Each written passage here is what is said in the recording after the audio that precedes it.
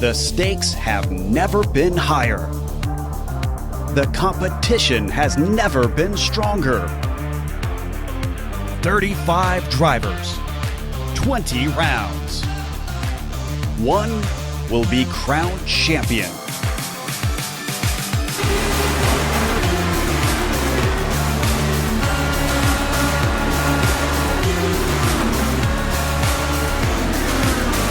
Competition, commitment, excitement. This is Lionheart. You're watching the premier American Open Wheel Series on iRacing. The Lionheart IndyCar Series presented by First Medical Equipment starts now.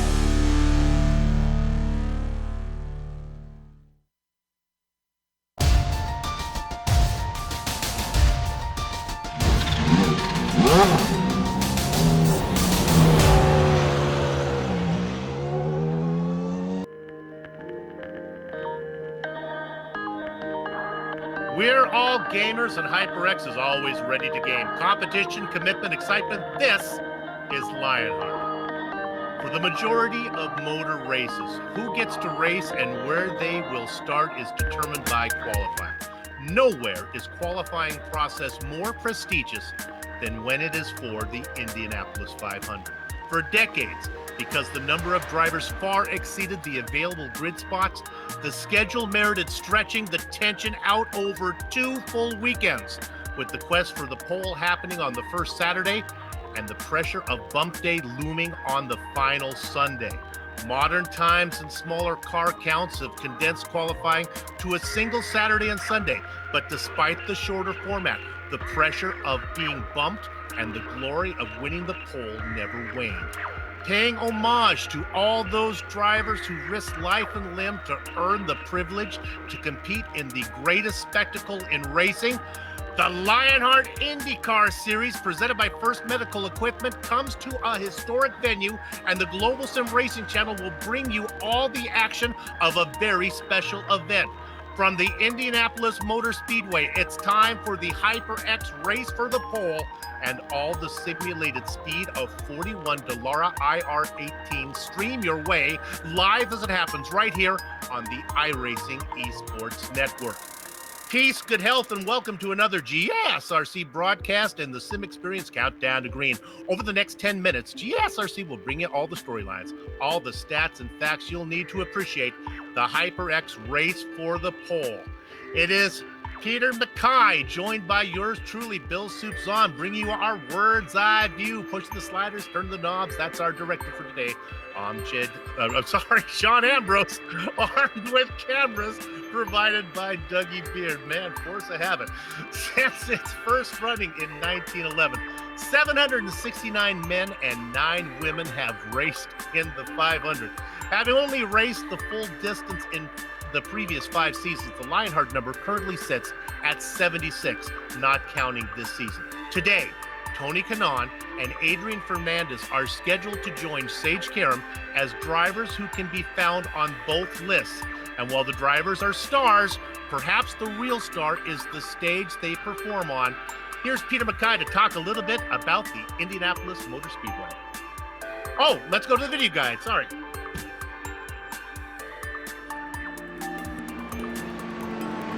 Back home again in Indiana, and it seems that I can see our guide around the Indianapolis Motor Speedway.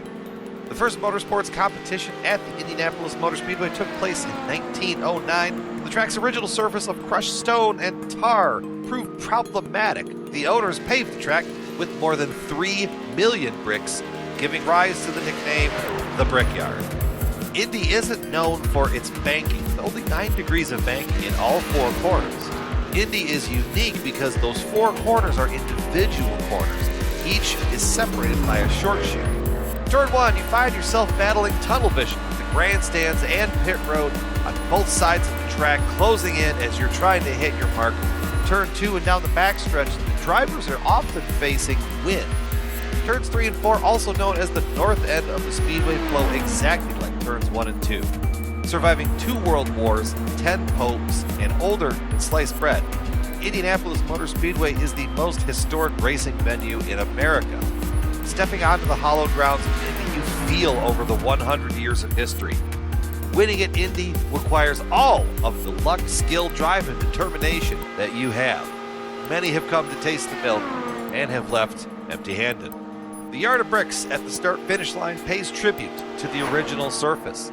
Kissing the bricks at Indianapolis Motor Speedway after your victory has quickly become an Indy tradition. With that being said, that's just scratching the surface of the Indianapolis Motor Speedway. And when you think about it, all these drivers are just chasing a glass of milk over 3 feet of bricks. It's amazing how those simple things mean so much to so many people. This has been our guide to the Indianapolis Motor Speedway. Strap on in and enjoy the show.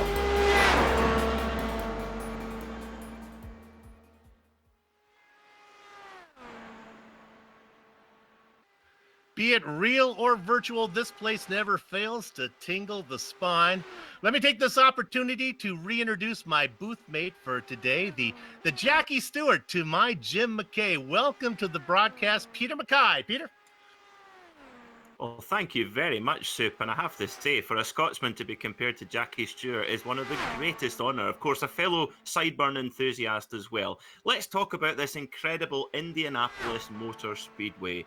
Oval layout with only 9 degrees of banking and 2.5 miles. But it's extraordinary just how fast these Dallara IR18s devour those 2.5 miles in the blink of an eye. The track now owned, of course, by the Roger Penske organization. Of course, Roger, the most successful team owner in Indianapolis 500 history.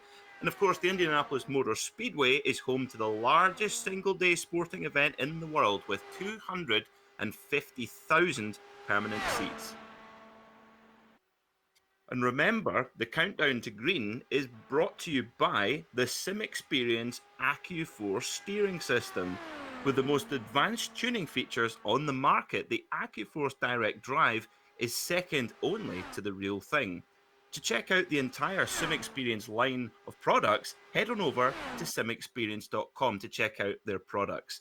Real-world drivers like Bathurst 1000 winner Scott McLaughlin, they are able to endorse their equipment. So check it out, Sim Experience AccuForce steering wheels. You will not be disappointed. And of course, we're watching the Lionheart Racing Series powered by HyperX. It's the premier open-wheel racing league on iRacing. It oversees 2 great series, the Lionheart Retro Series presented by DMLC Racing Channel, and the feature series today, the Lionheart IndyCar Series presented by First Medical Equipment. Of course, both series honor the memory of the late Dan Weldon. We're not doing a race today. It's qualifying. Peter, how's this work? Today is very much an homage to the Indianapolis 500. So the drivers will go out and take 1 out lap, and then we'll have 4 laps. But every single meter of those 10 miles will count because you will take an average speed across all 4 laps. And of course, what that means is you need 4 clean laps as well. If 1 lap dropped, you're in big trouble.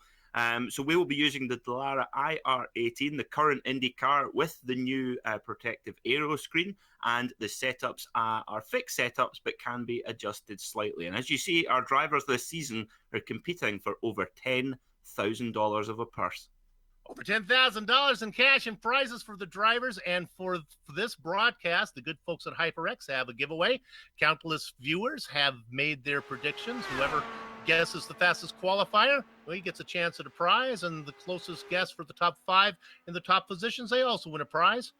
Now, the deadline's over for tonight, but if you go to LionheartRacingSeries.com, you can get in on the next giveaway that's going to be for the 500 that's going to come your way Sunday, the 28th. Hope that you join us. Got all the business, by the way. Go ahead. I say we must remember that our series details were brought to us thanks to Minus 273, the premier name in karting gloves. Their industry-leading gloves are super lightweight and durable and are made of breathable poly spandex. So whether you're a kart or a sim racer, Minus 273 gives you the control to reach victory lane. And you can get more information on Minus 273's full line of gloves and apparel by visiting minus273.biz. And don't forget to also use the discount code LHRS for 25% off orders. So thanks so much to Minus 273 for their support of the series. first driver scheduled to roll out will be Mark Cohn, the watchman. He'll be rolling in just a minute. Let's take a quick look at the weather.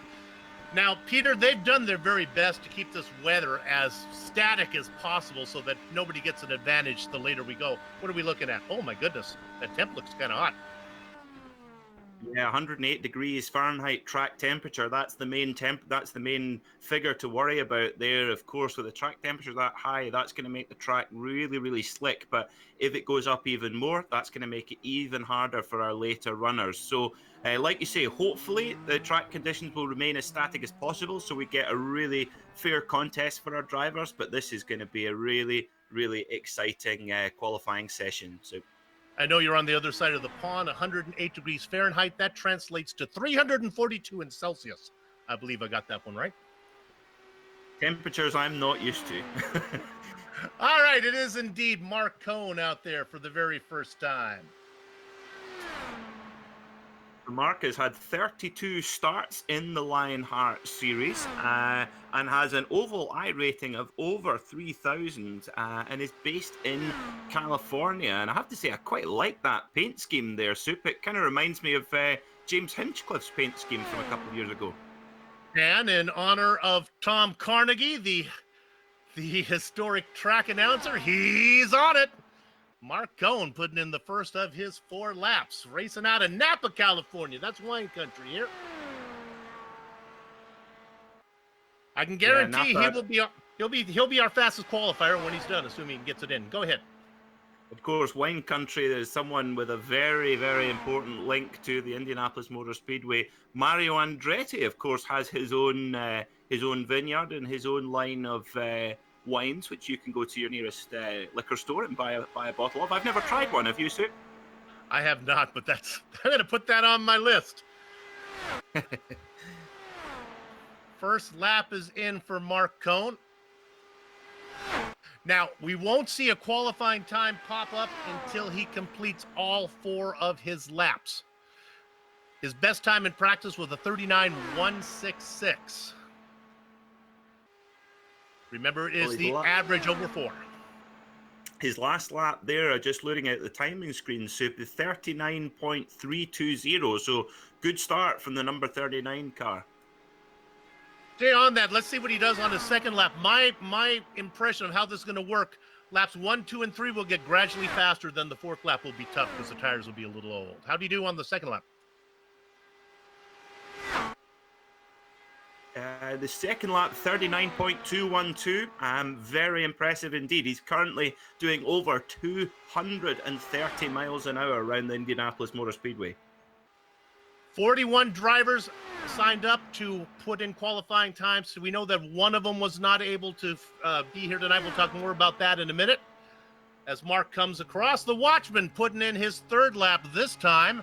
It comes in at, if I look at this right, 139.192. So that one's even faster.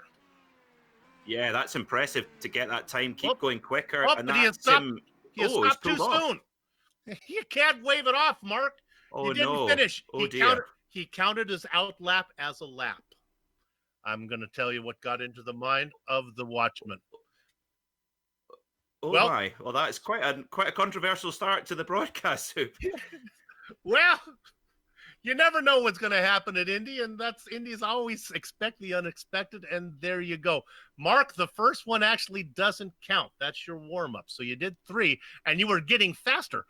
139.192. So that caught our next driver by surprise, as it should be Richard Holiday, who was probably still, having a sip.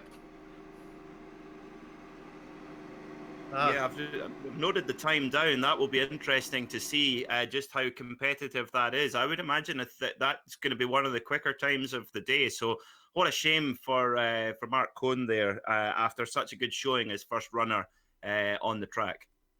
They were real specific about what to do as well. They wanted you to slow it down and get the car off the track as quickly as you could. He did that. Unfortunately, he did it on the 4th lap.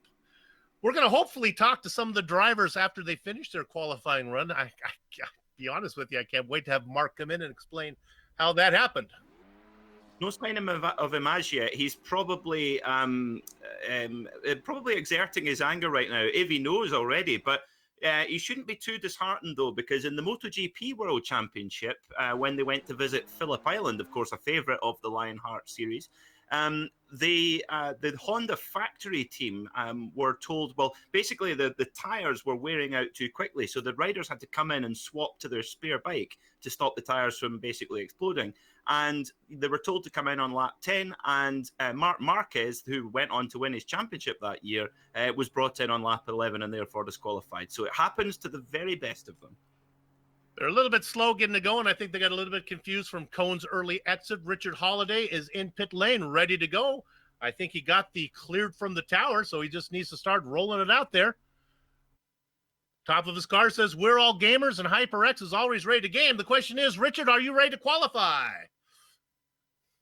I bet he is. A 22-year-old born in 1998, and in his year of birth, it was Eddie Cheever Jr. who won the Indianapolis 500, and that year, the pace car was driven by Parnelli Jones. A winner himself, I think a two-time winner. Now we have the North Carolina driver, Roland Richard Holiday. Brings it out on track. We do not have a qualifier as of yet. Well, I guess we do, as Mark Cohn will be sitting on the tentative pole. I think I really like the look of this car, Soup. Yeah, HyperX on there. This is an excellent looking car. Yeah, it reminds me a lot of the Dario Franchitti cool team green livery in a little bit. Put the series sponsor on your car. That's always good for a couple tenths. Out of corner number 4. Let's time this one better. We're talking about Richard Holiday. He's on it. All right. This is how this is going to work. He goes into corner number 1. He needs to go in there 4 more times. His best time in practice was a 1:39.153. That was pretty good. That's seriously quick. I mean, I have to say, so going into turn 1, especially with this new aero screen as well. Of course, it's similar to the Halo system that's been used in Formula 1 for a couple of years, but has extra protection, and it's actually been it was developed by Red Bull Advanced Technologies, but it does obstruct your view slightly. And coming into turn 1, of course, you are looking round the corner, but it it is a little bit distracting. So. And I tell you what, that turn into turn 1 at Indianapolis, it's got to be one of the biggest commitment corners in the world. A 1:39.298 for Holiday. That translates to 229 miles, 0.019. I was talking to Richie Hearn about the bar that goes down in front of the visor. I said, "Is that getting away?" And he said to me, if you're looking there, Soup, you're really in trouble. So I kind of get his point. Coming out of corner number 4, let's see if he can better his 229 flat. Yeah, that's when you know you're speaking to a real racer, isn't it? Richie Hearn, of course, podium finisher in the 1996 Indianapolis 500. But I tell you what, Soup, I think in the real world, it's a brilliant addition for IndyCar. Of course, IndyCar is one of the fastest racing series anywhere in the world, and especially on these large ovals, it can be really dangerous. So anything that protects the driver is a big plus in my book. Looking at that time coming in, a 1:39.187. So indeed a little faster. Sorry, a 1:39. I keep doing this as if it were miles per hour. It's a 39.187. That second lap translated to 2:29.668. Now on his third lap. And look at that. That one is even a little faster. Yeah, so this is interesting. Perhaps, I don't know. What do you think, Soup? Do you think, obviously the drivers won't need a massive amount of fuel on board, but do you think just that tiny little difference of the fuel burning off would make any difference at all? I think it's the tires warming up and then going away. I guarantee you this fourth lap will be his slowest. He's coming in right now. His fastest, a 39.138. Comes across this time. He will be our first qualifier, and the time he puts in, a 39.135. He proves Soup a liar. Each lap getting faster, and the qualifying time is in, and let's see if they're going to give us the official results. They are. A 39.189 is the average.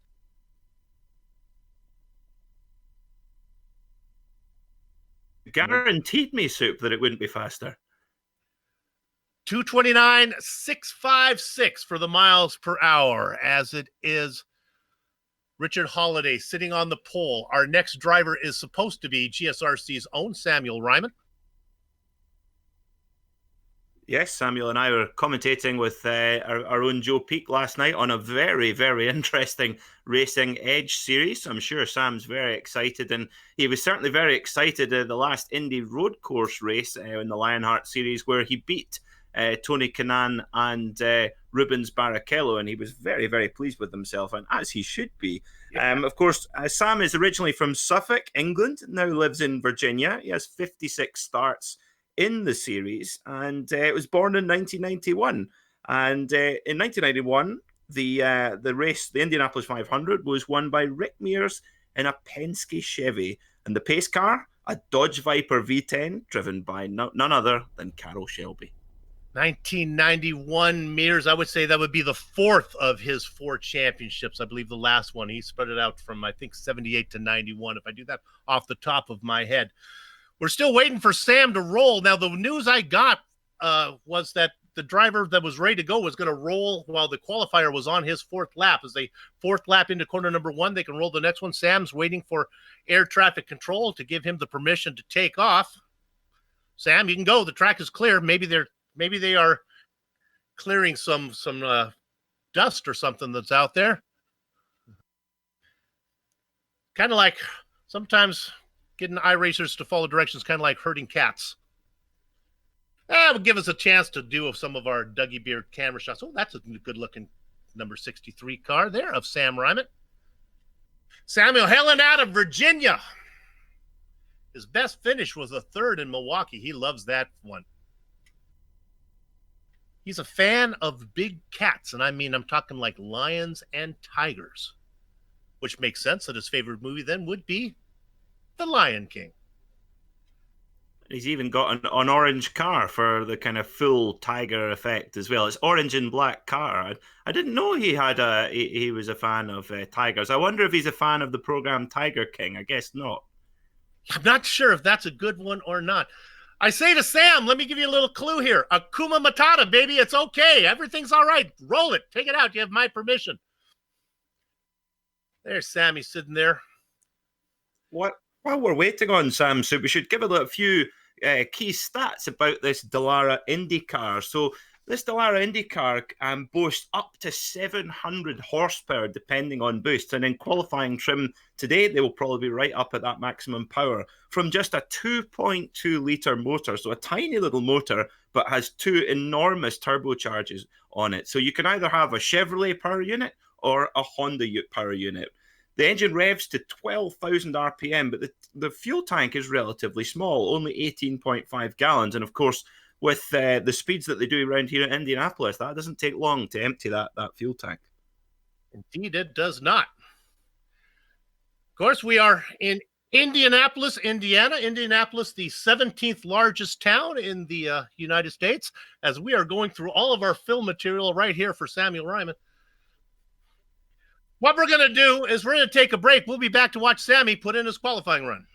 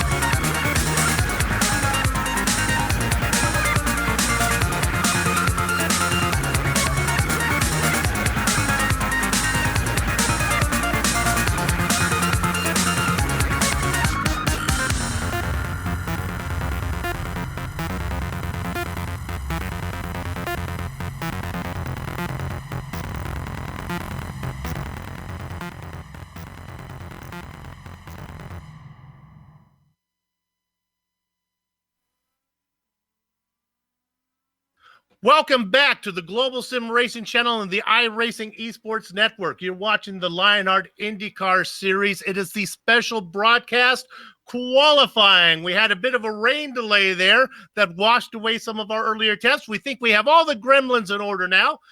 We can tell you this, that Mark Cohn was able to redo his lap as there was some technical difficulty. He put in a qualifying time, an average of 39.180. So he is our tentative pole sitter right now. And they're going to let everyone take another shot at it. So that means out there now will be Holiday.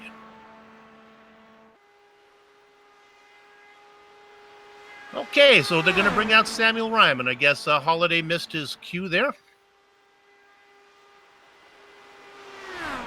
So this is GSRC's own Samuel Ryman. So if you listen to our Racing Edge broadcasts on a Tuesday evening, which we've had 3 races so far at Daytona, Sebring and Watkins Glen, and we've had 3 absolute crackers, and Sam has done a cracking job of mainly calling the GT4 section of that broadcast. So let's see, Soup, what he's going to put in for his first flying lap of the session.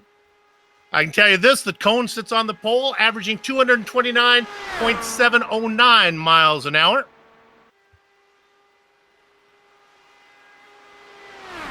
Ryman does get in that first lap, a 39.321. A little bit off the pace of what the Watchman put in.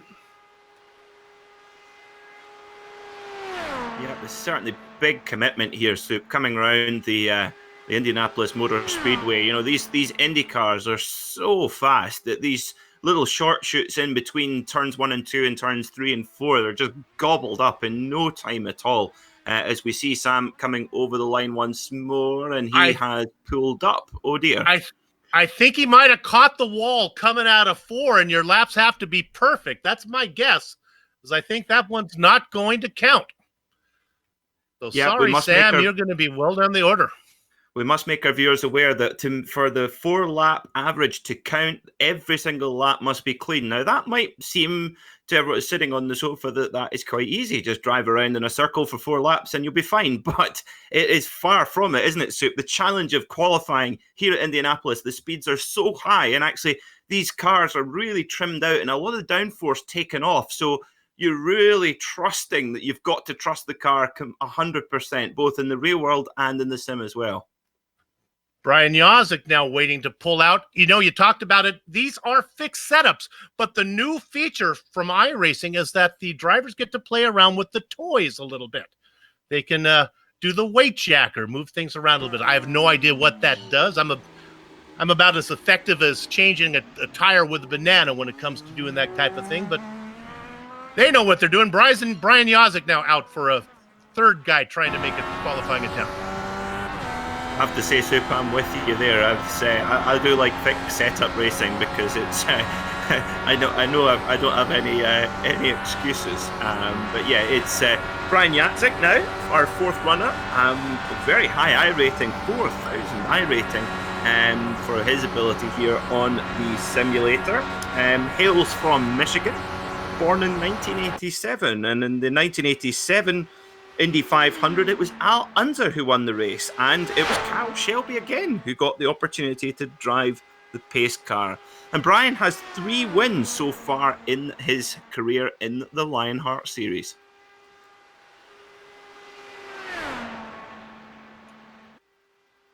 Out there right now checking to see if he has put in, I think that was his out lap that I watched, so this one is going to be the one that counts. Brian hailing out of Michigan here in the United States. Got kind of a cranky governor out there. A lot of restrictions on what you can do. Reminds me of when I was in Catholic school. It's like she's like a nun with a ruler in a room full of left-handed kids. But hopefully the mission can get that thing set together. Brian doesn't care. He just wants to put in a good time, 39.283.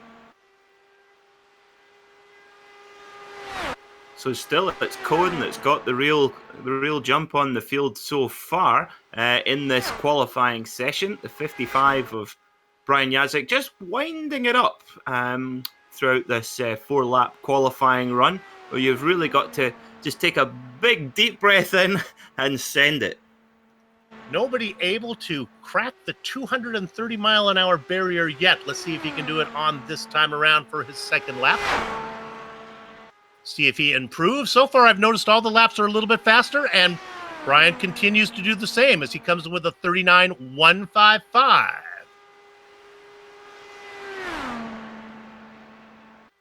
229.856. You don't know what Brian does for fun, Peter? Tell me if Go this, on, tell me. if you find a woman that'll do this with you, she's a keeper. They like to assemble Lego sets in their spare time, him and his wife. Now, I'm telling you, you meet a woman who wants to do that, hang on to her. Here comes lap number 3. I have to say, when I was younger, I had a Skeletrix set, and all of the pits in paddock were made out of Lego. But unsurprisingly, I did not have a girlfriend at that time. Well, so Brian must be a real pro. Yeah, we'll get you in touch with his wife. Maybe she can fix you up. 229.973, that last lap, even faster. I think that's going to be the fastest so far. We've only had really 2 people put in times. Well, actually 1, I guess.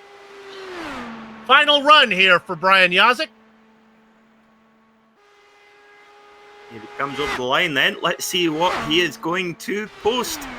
Oh, and he takes the provisional pole by 8 thousandths of a second on the average lap time. So absolutely no distance at all. And that's the 55 of Brian Yazik to the top of the timesheets. Great performance. And look who we have next, Soup. I don't know. Who do we have? I'm working here. You go. I'm pins and needles here. My apologies. We have Joe Branch from the Adrenaline Motorsports Red Team. Indiana driver coming out there. They're back to going in order again. I got a little bit scared when Holiday didn't make a run. Looks like they're back on schedule. Joe Branch.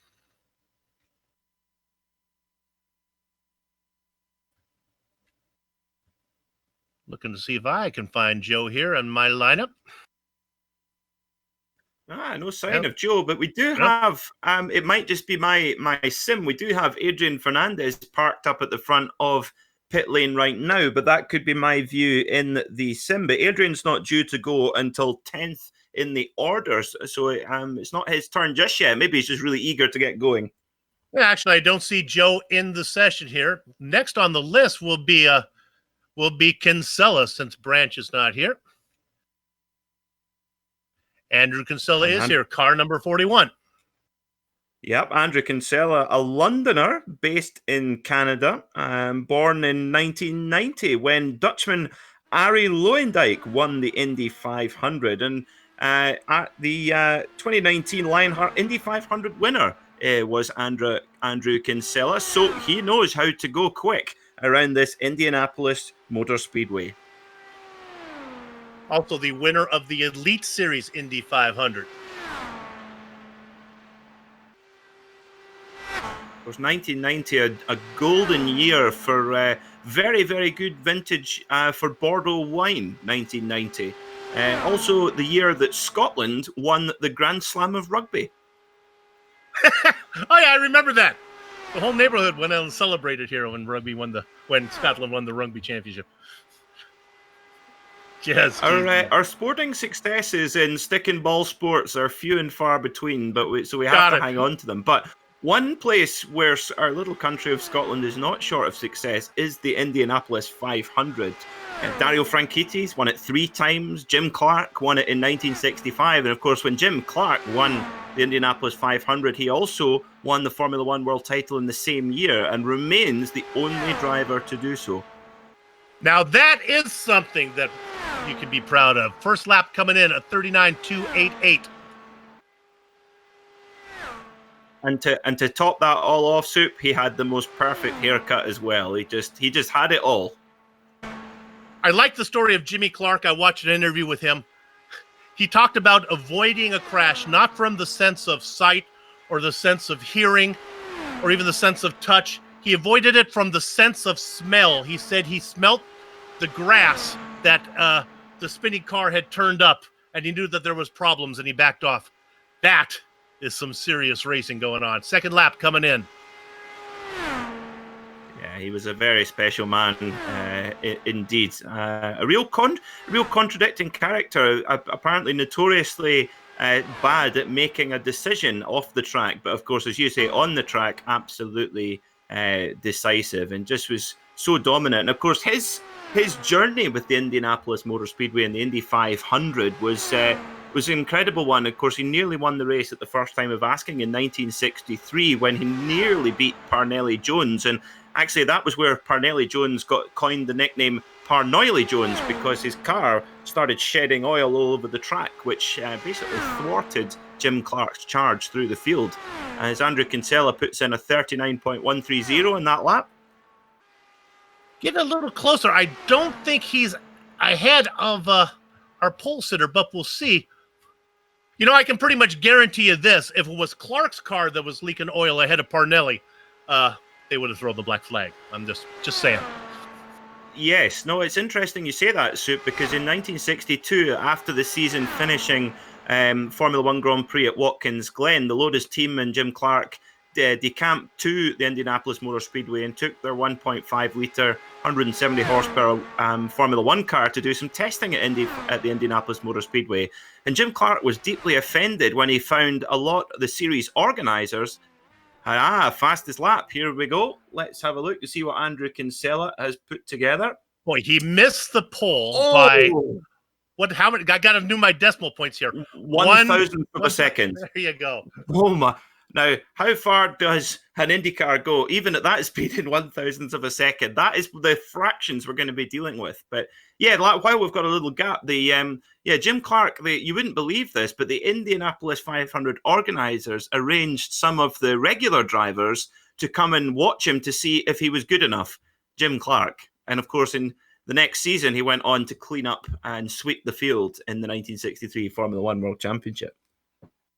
As we're not able to show you the qualifying times, I'll just tell you, Brian Yozik's average qualifying time, 39.172.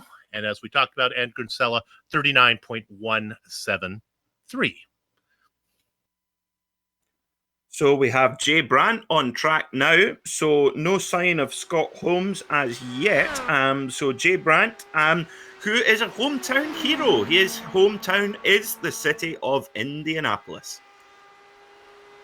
And I was talking about that before the rain came. 17th largest city in the United States.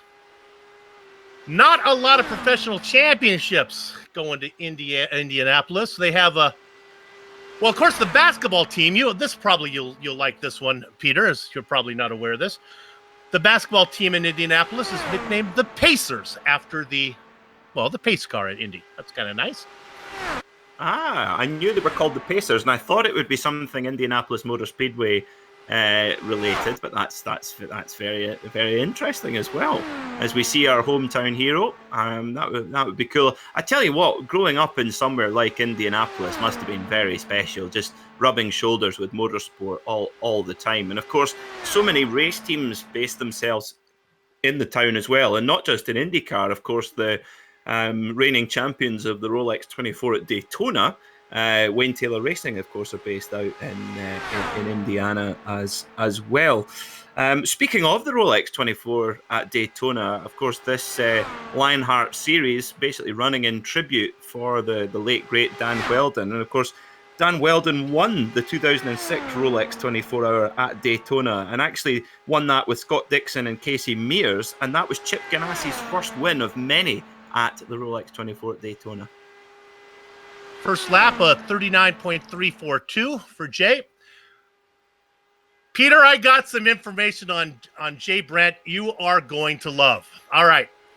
1911, Ralph Mulford. He finished second in the very first Indy 500. He used Jay's great-grandfather's car dealership right there on 16th Street where the Indianapolis 500 is as the garage during the month of May in 1911. How about that? That is very cool indeed. And that's the sort of story that I'm sure Jay will be telling his grandkids. I'm sure it was a story that was told to him, and I'm sure he'll be passing it on as well. His last lap, a 39.235 as he speeds past our camera here, set by Dougie Beard. Let's see. Oh, and it goes quicker, 39.176 as well. So good run so far from the man, the hometown hero, the number 15 car. Each of the laps continue to be faster. This is different from when I covered the majors earlier this season where we did live qualifying. They had a hard time getting that fourth lap to be faster. That would go off. These guys continue to, each lap, continuing to get faster. Must be maybe the open setup compared to the fixed setup here where the cars are getting a little bit lighter. That might be why it explains that happening here. These fixed setup cars are just getting lighter as the fuel burns away. Final lap. Yeah, they're burning well over a gallon a lap, and so that's about 4.5 kilos. So yeah, with a car that only weighs 740 kilos, it will make a difference. But as you say, these Firestone tires, they're bound to be past their best by the end of the 4 laps. So this is intriguing, Soup. Qualifying comes in. Jay's going to be sitting 4th in line. Let me give you the order of qualifying as we have it so far. Brian Yazek sits on the pole. Andrew Kinsella will be outside of row 1. Mark Cohn and Jay Brandt will be sitting in row 2.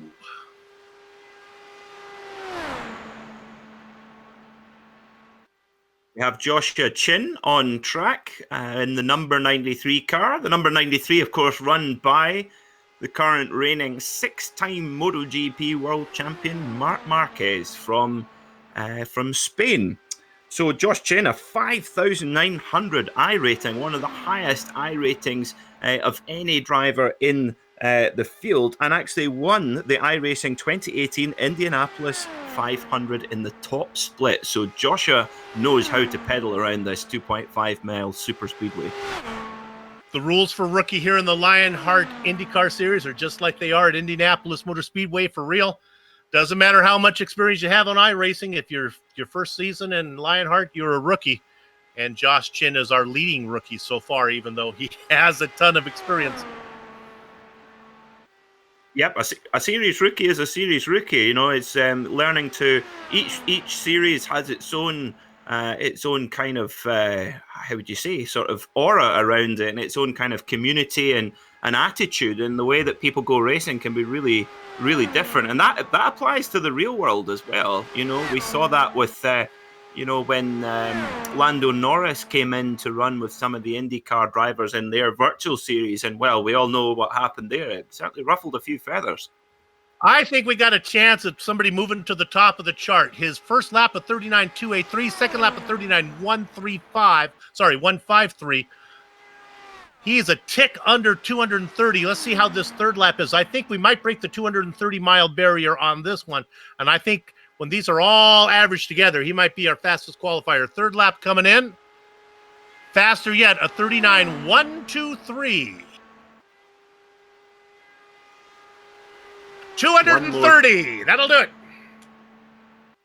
So our first driver breaking the 230-mile-an-hour barrier. Average speed, absolutely extraordinary speed. Of course, nowadays we don't quite get close to the outright pole position record that was set in 1996 by the Dutchman Arie Luijendijk, which was I will check my notes to see what the speed was, and I will come back to you soon. And as we do that, the final lap comes in. I imagine it's going to be faster. Let's see if he can get down into the 38s. He does not, a 39.097, but that's clearly going to be our fastest qualifier so far. And indeed it is. He puts in a 39.164. Very, very impressive from Mr. Chin there. The pole time from Arie Luijendijk in 1996 was 236.986 mile an hour average. Quite the speed there, but of course the speeds have been tapped back for safety over the last little while. Look who we've got on screen, Soup. Mr. Adrian Fernandez, next up in 10th. Indeed, another driver who is classified as a rookie. Must admit, I get a little bit nervous when this happens. Adrian takes it out on the track, of course. Oh boy, off the top of my head, I would think maybe a 7-time Indianapolis. Boy, somebody can check the stats on that one. If I get that one right, I'll be pretty impressive. I'm going to say that Adrian probably raced in 7 of these. You're close. He only had 4 starts at Indianapolis 500. with one top 10 with a best finish of 7th in 2004 when he ran in a Penoz Honda. And of course, Dr. Don Penoz has had such an impact on motorsport, particularly in the sports car world, but he actually made his money when he invented the nicotine patch. That's just great to know. Well, somebody who has no trouble staying awake out there right now is Adrian Fernandez. You know, probably Adrian, I'm going to assume that Adrian probably lost a lot of Indy attempts, probably got caught up in the split, the kart IRL split. That's probably what kept him from having more, waiting for him to put in that first lap. Absolutely. Of course, we got that. Of course, we never really got to see Greg Moore make that proper. He was obviously so good on ovals, and we never really got the chance to see him make that real challenge at the Indianapolis Motor Speedway. Adrian will be quick to confess that he is new to iRacing, just kind of learning it right now, puts in a 39.335, but having a great time here in Lionheart. You saw him race just the other night when you got to broadcast the retro race. He did, yeah, running in the Lotus 79, and he got a pretty rude awakening to how competitive the Lionheart series is. He was pushed off the track by another driver, no fault of his own, as he sets his first lap so far, 39.335. I love it. I have to say, I really like his colour scheme, of course, in his national colours of Mexico. And Adrian's had in the latter part of his career, had a lot of success in sports car racing, winning the 2009 American Le Mans Series in the LMP2 category in a car that most iRacing users will be very familiar with, the Acura ARX 01. But I have to say, the car that's most significant, or certainly the most exciting that he drove in his sports car time, was the Aston Martin LMP1 car with that incredible naturally aspirated 6-litre V12, which, oh, what an extraordinary machine, and lucky him to get to drive it at Le Circuit de la Sarthe. Second lap indeed was a little faster, a 39.214, and the third lap again faster yet. And you know what? This is a pretty good time for Adrian. This is good, a 39.184. You can see that our tower is up now on the left side of your screen. Adrian's time will get up there as soon as he gets an average. And we're showing just the fastest lap only on that one, but as it really works out, usually the fastest lap is how that's going to play out. Of course, Adrian Fernandez, hailing out of Mexico, racing in the Ducati Quaker States machine. I was thinking about probably the most famous Mexican driver. I had to do a little research. There's somebody named Pedro Rodriguez that I'm not familiar with, that apparently won 2 times in Formula One. Yep. That's Mexico is also a place where a lot of drivers have headed down to do some racing. Of course, one driver that many people say was one of the most talented drivers they ever saw was Tommy Byrne. And of course, Tommy Byrne concluded his checkered career down racing in Mexico with some amazing stories to tell after coming back from racing there. Adrian Fernandez does slot into the 5th place in the qualifying order, just ahead of Jay Brandt. Remember, the tower is showing their fastest lap time. Qualifying is based on the average time.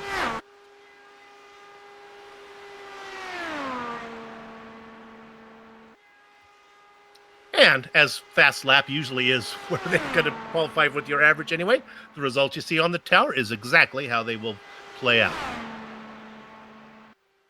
So Mike Rigney in the 00 in this maroon and grey coloured car. Mike is racing for 8 Ball Motorsports and has 35 starts in the Lionheart series with 1 top 5 finish, as we see him coming through turn 2, heading down towards turn 3 and 4. And it's just extraordinary just how quickly these cars devour this 2.5 miles super speedway. And of course, the Indianapolis Motor Speedway was built for automotive manufacturers to test their vehicles to the absolute limit. A 3.37 was Rigney's first lap. Let's see if he can better that. Everybody has so far. Second lap comes in at a 0.226. Not quite at the pace of Chin, but well up the order. Yep, he just, and as we saw, Soup, the drivers now, they're getting faster over the run. So just the way that this setup works, it seems to be relatively progressive. And I have to say, don't know about you, I would prefer a setup like this where the car's getting faster than rather going off. There's nothing worse than when you're on that final lap of a 4-lap average qualifying and it starts to get really tight and those barriers get ever closer. And of course, here at Indy, even just the tiniest rub of the barrier will not only have your entire qualifying run scrapped, but could end you up in a very big wreck as well. A 39.178. That comes in at 229.721. Of course, Rigney says his favorite movie is Field of Dreams. I don't know if people are familiar with that one. He probably understands why I have nicknamed Andrew Kinsella Have-A-Catch. Anybody fans of Field of Dreams will know that reason. Fourth lap coming in for Rigney. Let's see what he can do. A 178 is his best time. 187.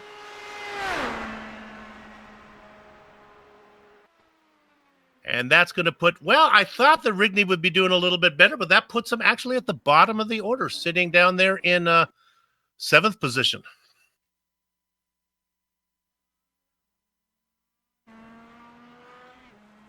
So we have Adam Fraser from the Virginias Club with a 3,000 iRating. So a pretty solid record on iRacing for the number 17 driver.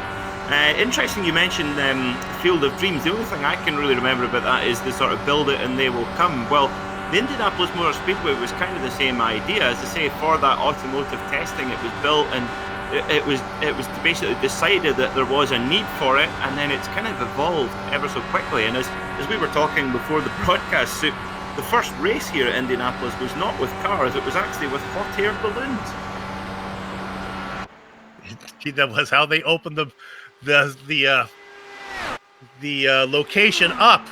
One of the things you talk about Indianapolis, what makes it kind of so amazing is it basically has stayed the same, and technology has had to adapt to it. When you think about what they were doing in 1911, and really, Peter, it got to the point where the technology got so fast. I don't know if we're going to see the lap times that we did there for a while that were pushing in the 240s. They realized they got to keep the cars out of the stands. Yeah, and that's very, very important. I think it's important too, and it's one thing that Indianapolis has done very well, is preserve the sport. And we see it, but one particularly famous race here over in Europe and in the British Isles is the Isle of Man TT, which is an equally incredible spectacle. And in order to protect that spectacle, looking after the safety of the competitors and the spectators is absolutely paramount, because we've seen it in the past. History has proven that, for example, motorsport in Switzerland is still officially banned. So, and that has been in place since 1955. So, yeah, I think you're right. 230 miles an hour is still. If you think that's too slow, well, you've obviously never driven one of these cars before.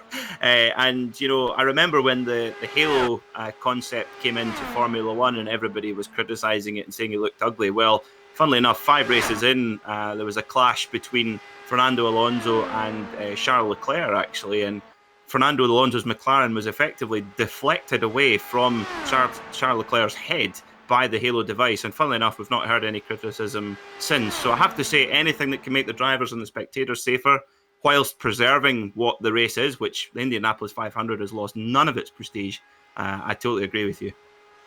Indeed, Fraser a little bit off the pace here. I think he might be our slowest qualifying. Puts in a fast lap there of a 39.266, but I don't think this is going to get him too far up the roster.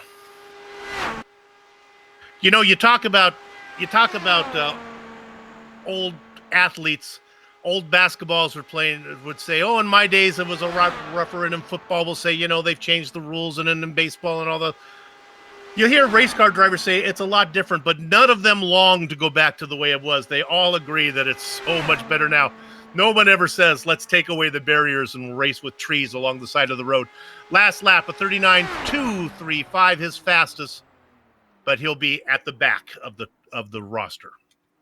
Yeah, you're absolutely right, Soup. And I have to say the competition now is so close. So here's Justin Weaver on screen, the number 66. Justin, his nickname is Peanut and has been in sim racing since 1994. It's amazing to think that sim racing has been around that long. He is from Hendersonville, Tennessee, and was third in last year's championship. And he likes the oval. Don't be surprised if he's right up there with Joshua Chin when these 10 miles are said and done. First lap, indeed fast, a 39.299. That is a great first lap. Of course, his car running a paint scheme in similar colours to his beloved Tennessee Titans. And of course, on there is Moby Dickie's, a restaurant out there somewhere in Tennessee. Famous for their hush puppies. I don't really know what that is. I imagine, Peter, you don't know what hush puppies are either. Something to do down in South.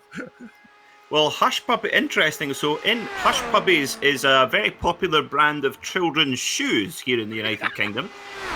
Probably not going to make the tastiest meal. But we also have something called Slush Puppies, which are kind of like a soft drink. It's like a kind of iced... how would I describe a slush puppy? It's one of these things. A slush puppy is a slush puppy. It's like, a sweet, artificial, icy drink would be the, for lack of a better description. I think I found the name. I think everyone here in the States are going to call that a Slurpee, I think is what you were describing there. Yes, just like a Slurpee, but they're called slush puppy, and there's it has everybody knows the little slush puppy dog. Which is the logo for that. So there we go. This is a international cosmopolitan broadcast here, Soup, where we're it's culture hour with Soup and Oatcake. Third lap, a 39.185. Still not able to break the 230 mile an hour barrier. This is fast. I don't think it's as fast as Joshua Chin. Coming in to put that final lap in. I imagine this one probably will break the 230 mile an hour barrier. Comes across.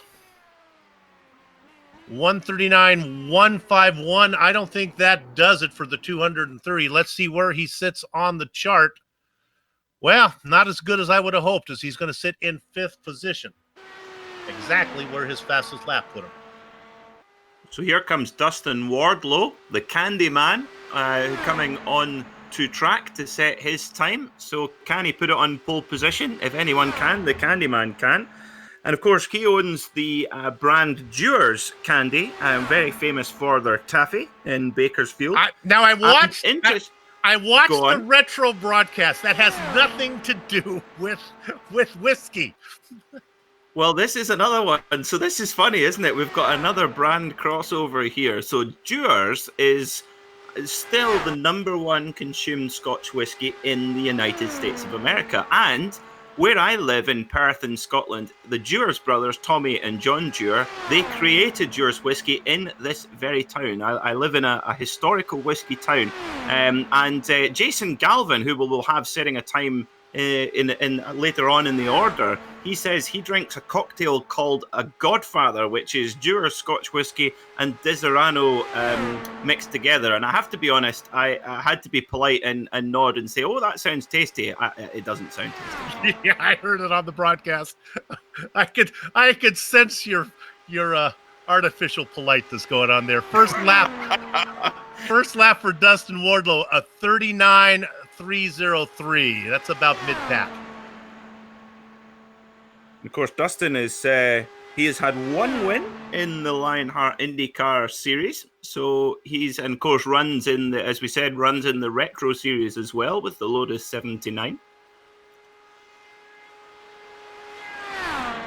Of course, Dewar's one of our series sponsors here in Lionheart, so we must thank Dustin and his business for their support of the series. It's made it clear to me it is pronounced Dewar's. It is Dewar's Candy, and they actually have sent many a GSRC. I'm not sure if you're going to get any candies because you're associating their fine, family-friendly piece of merchandise with alcohol. It is not. It's wonderful taffy that the whole family can enjoy for hundreds of years. Trust me, Soup. If your kids are having that much sugary candy, the parents are going to need some scotch to ease the pain.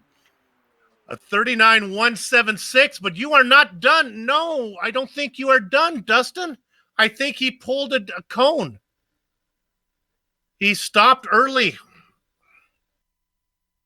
So that time will not count. His last lap was a 229.732, but he didn't finish his fourth lap.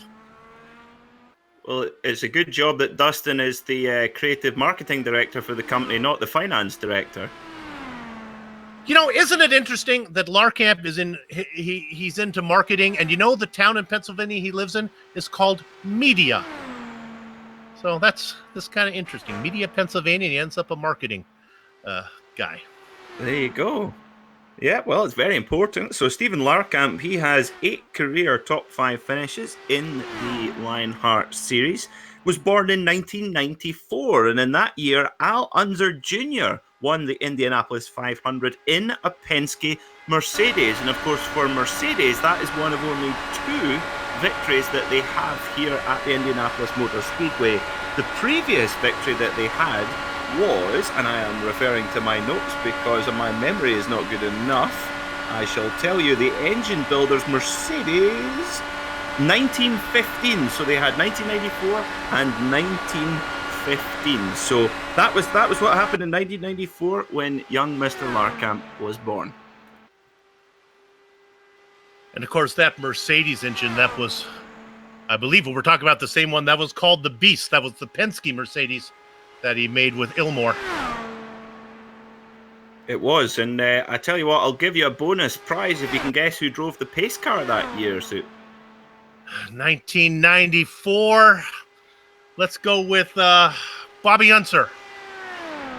Oh, close. It was Parnelli Jones driving a Ford Mustang Cobra. You know, interesting thing is about that engine that Penske came up with. As I can tell you, Larkamp put in a 39.305. We all know the story about it, but one of the reasons that he decided to go with that instead of the usual, I think it probably would have been the Cosworth. I don't know what he was racing at the time. I guess his own engine, probably his own Penske engine. Was that they put the grass on the apron. They took the apron away so that the cars couldn't race down there anymore, which took the track away from a momentum track into more of a needing torque. And so that's why he said, you know what? Since you can't get down on the apron and these corners are going to be a little tighter, I want an engine with some torque. And, well, worked out for him. Yeah, Mercedes-AMG have, they really do know how to build a proper engine, both for road and race cars. And, of course, Dario Franchitti, who went on to great things here at the Indianapolis Motor Speedway with 4 IndyCar titles and 3 Indianapolis 500 victories. He was given a contract, or he was presented with a contract by Ron Dennis of McLaren, and basically the contract was to test drive McLaren Formula One cars during the week, and then fly to the United States to race in IndyCar with Mercedes at the weekend. But very shrewdly, he decided to turn the deal down because it was a 7-year deal where he could be dumped at any moment, and I think, given how things worked out for Mr. Franchitti, that seemed to work out quite well for him. I thought it was going to be a little better than it was. Larkamp comes in about 5th position, right behind Mark Cohn. All right, our next driver. So let's see if Mr. Sandman is going to catch a dream here in Indianapolis qualifying for Sunday's race in the 06 Graphics NLR Sim Racing machine. You know, we start drinking our coffee with cream and sugar. Then we drink it with cream. Then we drink it black. Then we drink it decaf. And then we die. Well, Sandman is on decaf. He is, one of his claims here on Things to Know About him, born somewhere in the 1950s.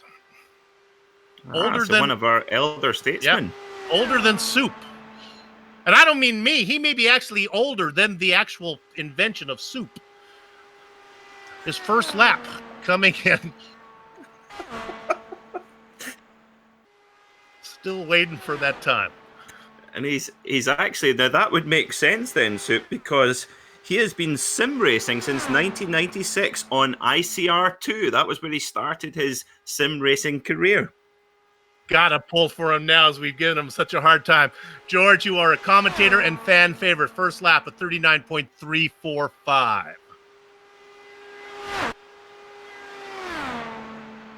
Let's see what he's going to do. Of course, the age is only but a number at the Indianapolis Motor Speedway. Of course, the oldest winners of the Indianapolis 500. I know this one. 47 go on, yes, 47 years old, and they were? Two of them. Well, one of them was Al Unser Sr. would be one. The other one, 47 years. Oh, Foyt? Probably not on that one. Bobby Unser. Bobby Unser. Okay. So Bobby and Al Unser both won the race at 47 years old. So Mr. Sandman, he's got, in the sim world, he's got every chance of sticking this on the pole, should he wish to. A 39.223. Moving up a little bit. Still some big names to come. Connor Harrington, a good guy who has a chance at the pole. Of course, Blocker is in here as well. Two-time defending champion, Adam Blocker.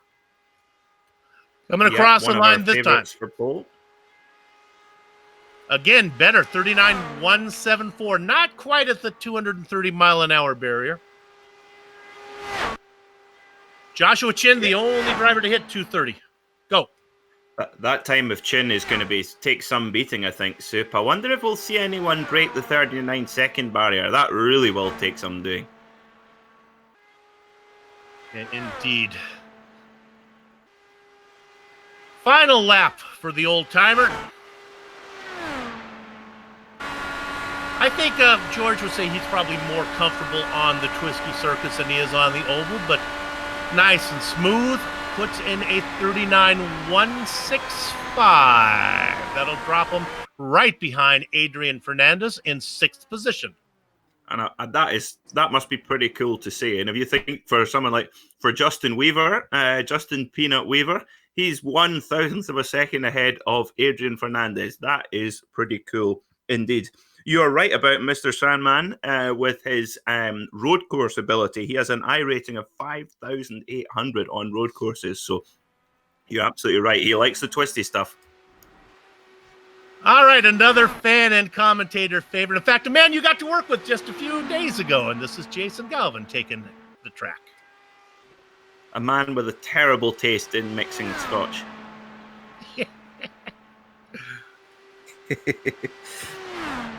He's a pro broadcaster with the NHRA. As I say, I've got in my notes here, drinks a cocktail called The Godfather, which we've already discussed. And he's based in Bakersfield, so he will actually know the Dewar's Candy inside and out, I would imagine. Well, indeed, I think it's very close to that company. Of course, Jason's claim to fame, along with all of his iRacing accomplishments, is he is an Emmy award-winning television personality. And I think it must be when he was the morning host of the infamous Wakey Wakey Bakersfield. Jason, been a long time since I got that one in there, buddy. That could be the last time ever, so enjoy it. Out of corner number 4. Go ahead. Jason definitely not a winner of the Rolex 24 at Daytona, where the winner gets a watch for winning winning the race, because much to the displeasure of our producer, Jason is notorious for turning up very, very close to when we go live, and I think he had about 90 seconds to spare before we went live in the Lionheart Retro, but the professional that he is, you would never know on the broadcast. Comes right in. His first lap, a Midland 39.315. That'll improve again, but I think he'll probably be about mid-pack right now.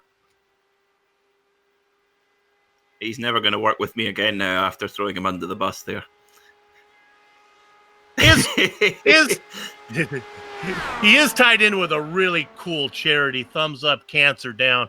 We talk about it all the time. Does a lot of work where they deliver these cool little energy packs, I believe they're called, to the children at I guess it could be any age in the hospital that are recovering and working through their cancer ailments. So it's a good charity. Check it out. Thumbs up, Cancer Down. If you'd like more information about that, you can find it on the web. There's Jason running the number 42. That number run by Alex Rins, factory Suzuki rider in the MotoGP World Championship. Of course, the MotoGP World Championship, up until just a couple of years ago, used to come here to the Indianapolis Motor Speedway and use the road circuit. And Scotsman John McPhee got his first ever podium in the MotoGP paddock a couple of years ago as well. Jason's next lap, a respectable 39.162, so he's getting faster. This is going to be well up the order, maybe 7th, 8th, I think, maybe a little bit higher. All right, Peter, I got a trivia question for you. What car number has won the most Indy 500s? The number 1. That's a very good guess. It's the number 3. Oh, I knew it was a Penske car. Yep, that's right. You put in there with the final lap of 139.167 for Galvin. Of course, the 3 driven by, the Brazilian driver that slips my mind that has won 3 times, that has an amazing personality, was on Dancing with the Stars. Come on, Soup. Who am I talking about? Everyone out there knows who I'm talking about. Helio Castroneves. Helio Castroneves. Thank you very much. That, my friends, is a little bit of a 60-year-old brain at work right there. Can't dig it up. Can't dig out that information like you could when you were a kid. So we've got Joseph Hazard on track now, just on his outlap, getting ready to put his qualifying time down. Of course, Helio Castroneves runs in the IMSA WeatherTech Sports Car Championship in the Acura Team Penske DPI car, driving with his co-driver Ricky Taylor, who I had the pleasure to meet at Daytona earlier this year. A very, very charming gentleman, very, very nice guy. But unfortunately, Helio was at the wheel of the Acura when he was taken out by one of the Mazdas at the bus stop. And he went, I have to say, I've never seen a driver explode on live television more than I have with Helio there. And he was furious that they'd been taken out of the race so early on. And something that I'm sure will come back to haunt him, he goes right up to the camera and just shouts 24 hours at the camera, and with his frustration with, I can't remember who was at the wheel of the Mazda, to be honest. It might have been Harry Tinknell, but forgive me if it wasn't Harry, sorry. But so that's Helio, but of course has had plenty of success here at the Indianapolis Motor Speedway. 39.319, again, that's about in the middle of the road, nothing to shout about. Funny to talk about Castroneves. He always has a smile on his face, but it's funny. I would love to see him get upset. You got to figure there's a lot of motion in there. Oh, look at that. We're a little hotter. Track temperature now at 111. Yeah, no wonder he's got a smile on his face, because Helio Castroneves has the honour of taking the highest amount winner's check back in 2009, when, to be honest, the world economy was at its absolute worst. The highest ever check given to a winner of the Indianapolis 500, $3,048,000. Ooh, that's a lot of simoleons there. 39.213. So Joseph has the honour of having the most starts in the Lionheart series with 149 starts, and he is 6th in the all-time winners list with 7 race wins. He's a former professional dart player.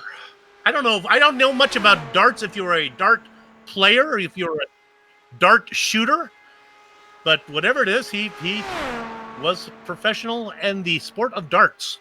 Retired. Where is he from, Soup? Well, he hails from Minnesota. But okay.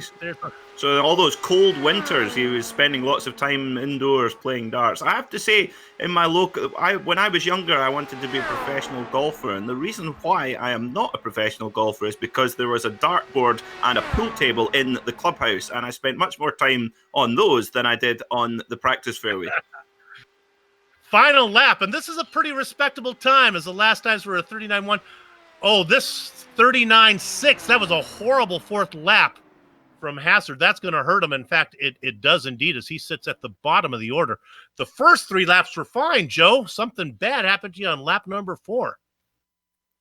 Yeah, putting together 4 perfect laps around here is so tricky. The speeds are so high, the aerodynamics are so limited compared to other courses. Yeah, really tricky. So that time of the 93 of Joshua Chin, an average of 39.164, very impressive indeed.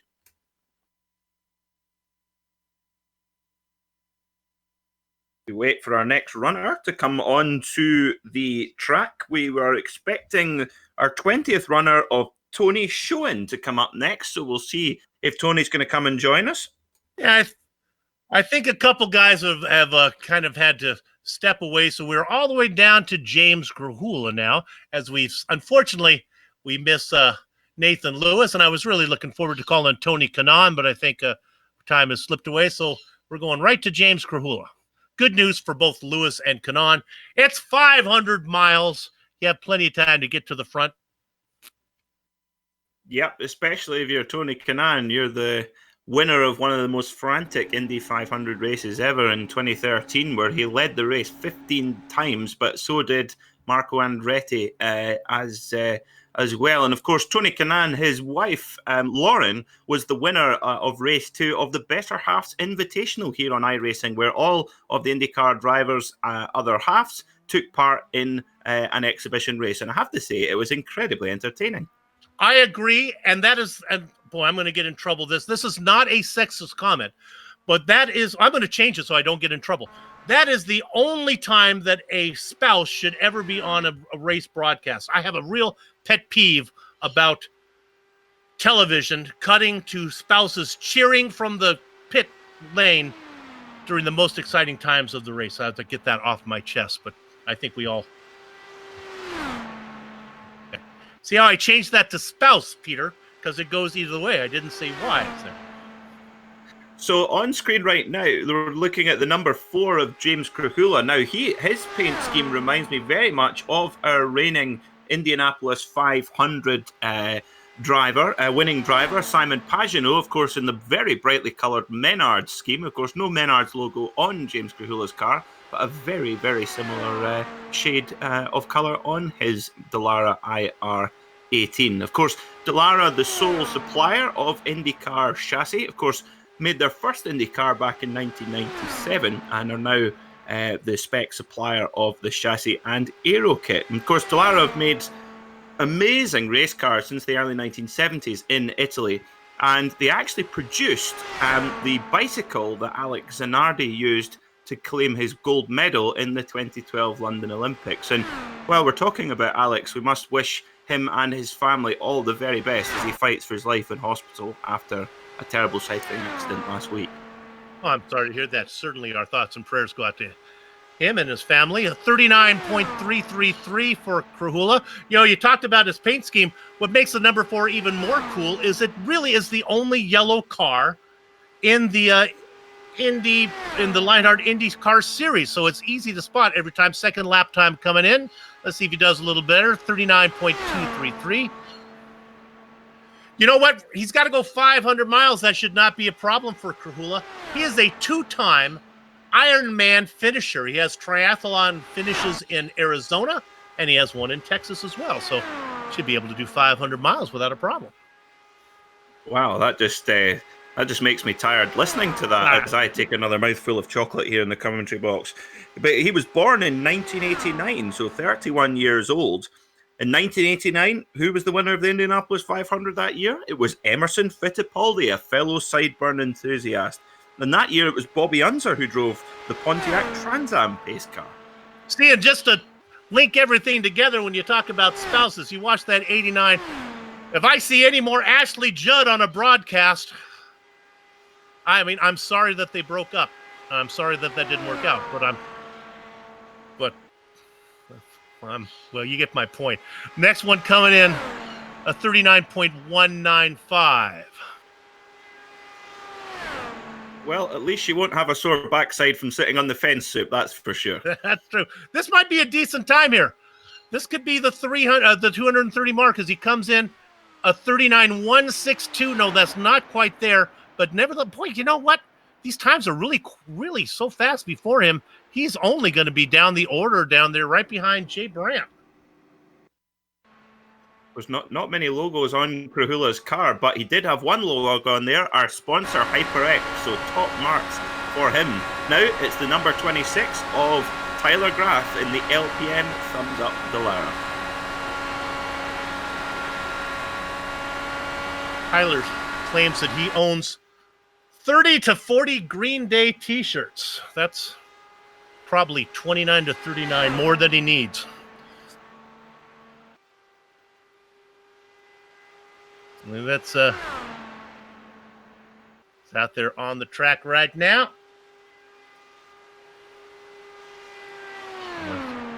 And we're hearing from the director as he talks about his Iron Maiden wardrobe that he owns. But Soup, one thing you don't know about our director, that actually his favorite band and favorite song was actually made famous by the NASCAR 1998 on the PlayStation 1. And of course, that song that many people will know listening to this broadcast is Flirting with Disaster by Molly Hatchet. Do you remember that one? I do indeed.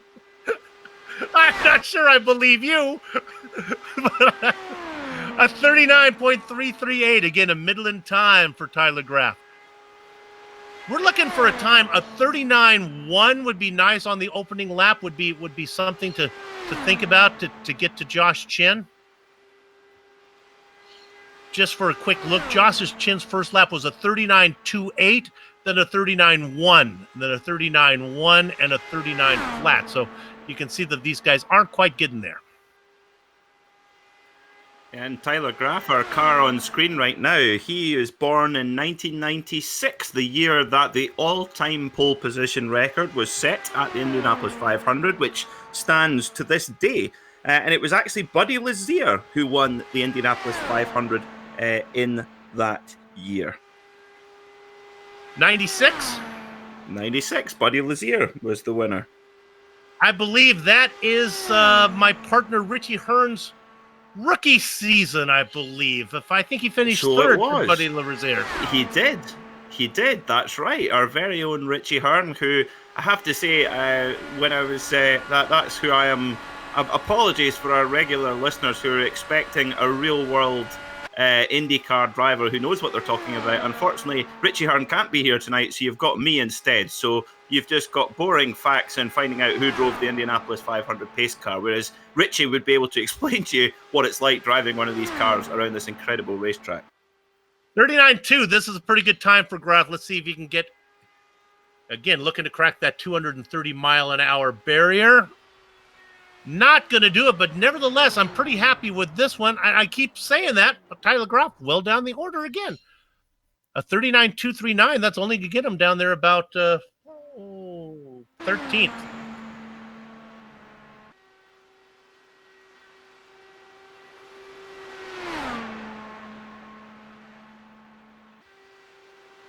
As we have Ron Hacker going to go ahead and take the track, we'll get a second to talk about Tyler Graff. Tyler? How's it feel out there?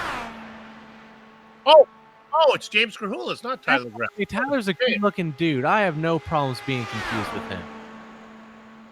Talk about the track real quick. Is there anything I need to know going into 1, going into 3? What's the story? Feel good? It is getting hot and slick out there, so that is the times are going to be even more difficult to really put down a fast lap here now at this point. So unless we get some cloud cover, I think that the times are just going to get slower and slower from here on out. But if you see that cloud, I think it's going to be pretty interesting. Now, I thought they tried to make the track temperature as static as they could, but I guess, do you think it's the cars that are heating up the track, or is just the sun just pounding down on it for, minute after minute? It's just the, when you have, there's only so much control that you really have in iRacing since the updates. Those updates are incredibly cool, but it's incredibly difficult for stuff like this. So you're really dealing with real world situations. So you're dealing with stuff that you're going to have in real life. So the track's always going to get hotter. Now you could, take away every single variable possible. There's going to be, the track's going to keep getting hotter. If the cloud comes over, that's going to make a big difference. So, you try to control as much as you can. And I think that Lionheart did a fantastic job with that, but you just have these things in the sim now that you're going to have to always deal with. You're preaching to the choir here. I'd prefer them to make it as realistic as possible. Let's get everyone out early, run your laps. If you don't want your time, wave it off, try again later. Let's bump some people. That's what I say. James, you going to get that yellow card to the front come Sunday? We typically run good at Indy. We also typically have really bad luck at Indy. So who knows how the heck Sunday is going to go, but I know that we'll try and get some strategy to get up there. And I think that overall, I think that, I'm always looking forward to Indy, even with as grueling as a season as it's been with all these and then I think that we get a good chance for Sunday. We'll see how it goes. Minutes. Ron Hacker puts in a 39.185. I'm going to get out of this for a while. You've been around here, so maybe you can answer this question. Do you know the relationship between the Hackers, Ron and Ken? Are brothers, cousins? I mean, that's 2020. I guess they could be married. What's the situation? That is a good question. I feel like I should know that. I thought you would. Father and son is what we're thinking, huh? Is that the case? Well, either way, they're both quick. I mean, I wouldn't be surprised if they were related. On the spot there, and sorry about that. A 39.169 for Ron. It's going to be about in the middle. James, good luck. We'll see you on Sunday. All right, see you guys Sunday. Stoop, I think Ron Hacker might be the father as well, because Ron was born in 1961 and has one pole position from 108 starts in the Lionheart series. And here's son Ken Hacker in the number 24 coming out to set his qualifying time. Well, that's refreshing. That's a load off my mind there from the other possibilities it could have been.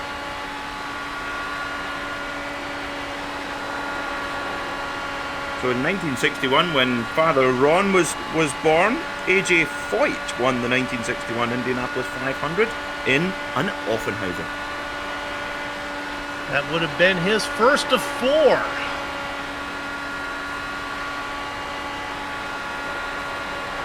Now we're getting the information that they are brothers. All right.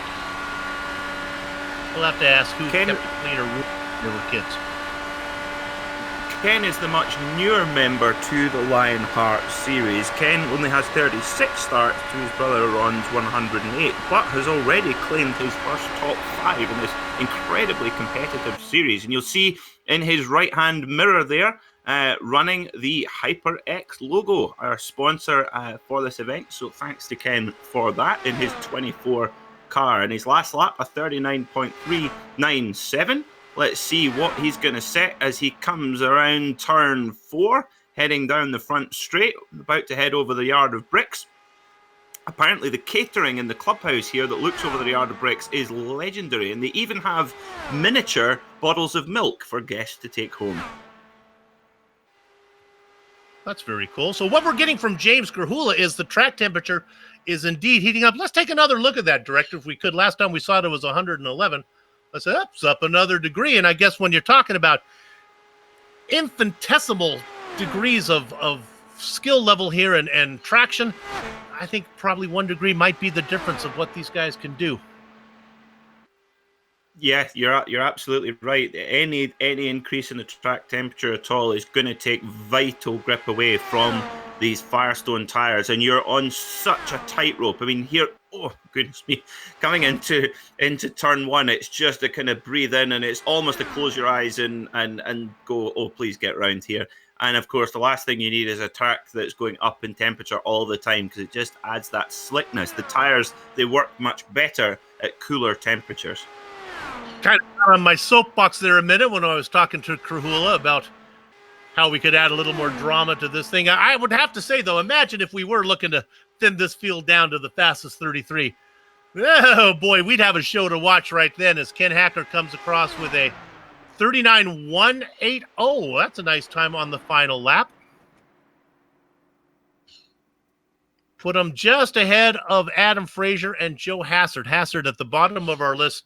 Thank you for that incredibly slow final lap. Now, here's a guy that you have to watch out for. I'm not sure if the track's going to allow him to make a run at the pole. But when it comes to Sunday, this guy is a real threat to win. Of course, I'm talking about Connor Harrington. Yep, Connor won the 2016 iRacing Indy 500. A very fine achievement indeed for our number 44 driver here on this lovely dark blue car on screen. He's had 4 race wins in the Lionheart IndyCar Series. Born in 1993, a year that Emerson Fittipaldi won the Indianapolis. Ayrton, we're going to watch closely on this one, on this first lap, and see how it fares. Boy, he gets it really up high on the wall, brings it right down, gets the left sides on the white line, brings it all the way out, trying not to scruff off any speed. The first lap time coming in, let's see if it's something to worry about. A 39.348. No, I'm sorry. I think the track is just denying anyone going fast.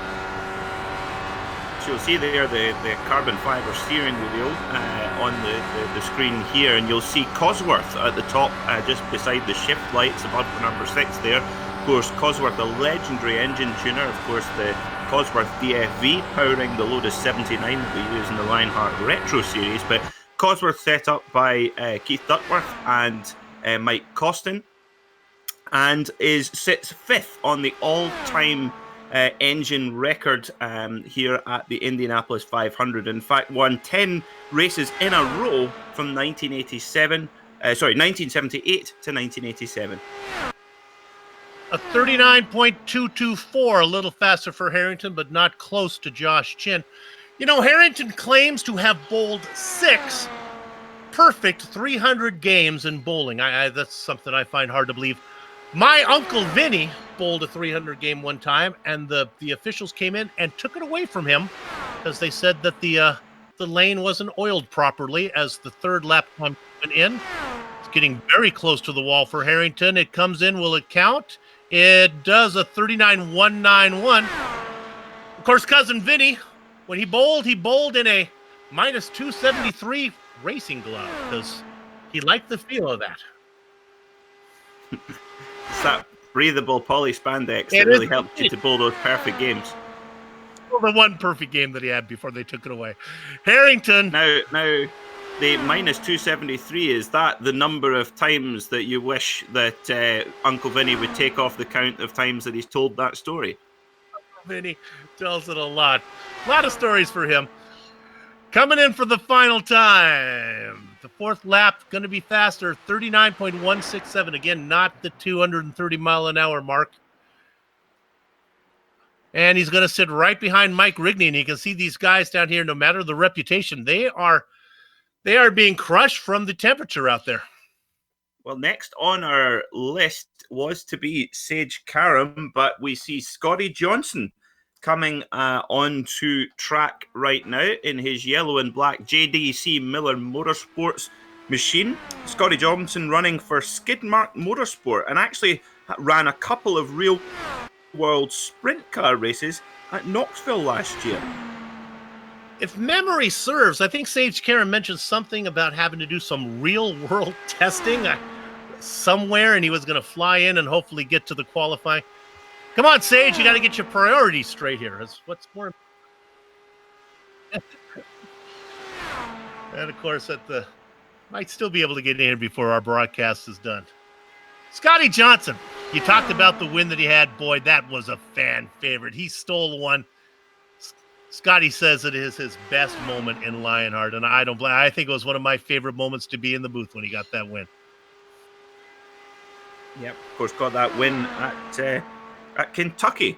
Of course, a town very well known for its lovely bourbon whiskey. And I actually have a couple of friends in Holland who I know through my previous life as a booze peddler, and they were actually both invited out to the Kentucky Derby and were driven around for 2 days, just the two of them, in a limo. And they had, as you can imagine, they had a very enjoyable time. You know, Peter, I think we got to get you to go over and broadcast some of our Bootleg Racing League. They're moonshiners over there. I think you feel right and comfortable. Get right with those. Let me at it. That sounds brilliant. A 39.446, not very good for Scotty Johnson, but he has always been a better racer than he is a qualifier. You know, he says, get this, Peter, he says that he has performed. Now, this is all he gave me. He has performed at Carnegie Hall, but then he didn't go on to tell me what he did. I mean, did he juggle? Did he sing? I don't know. I mean, Andy Kaufman played at Carnegie. Did he do stand-up? I don't know.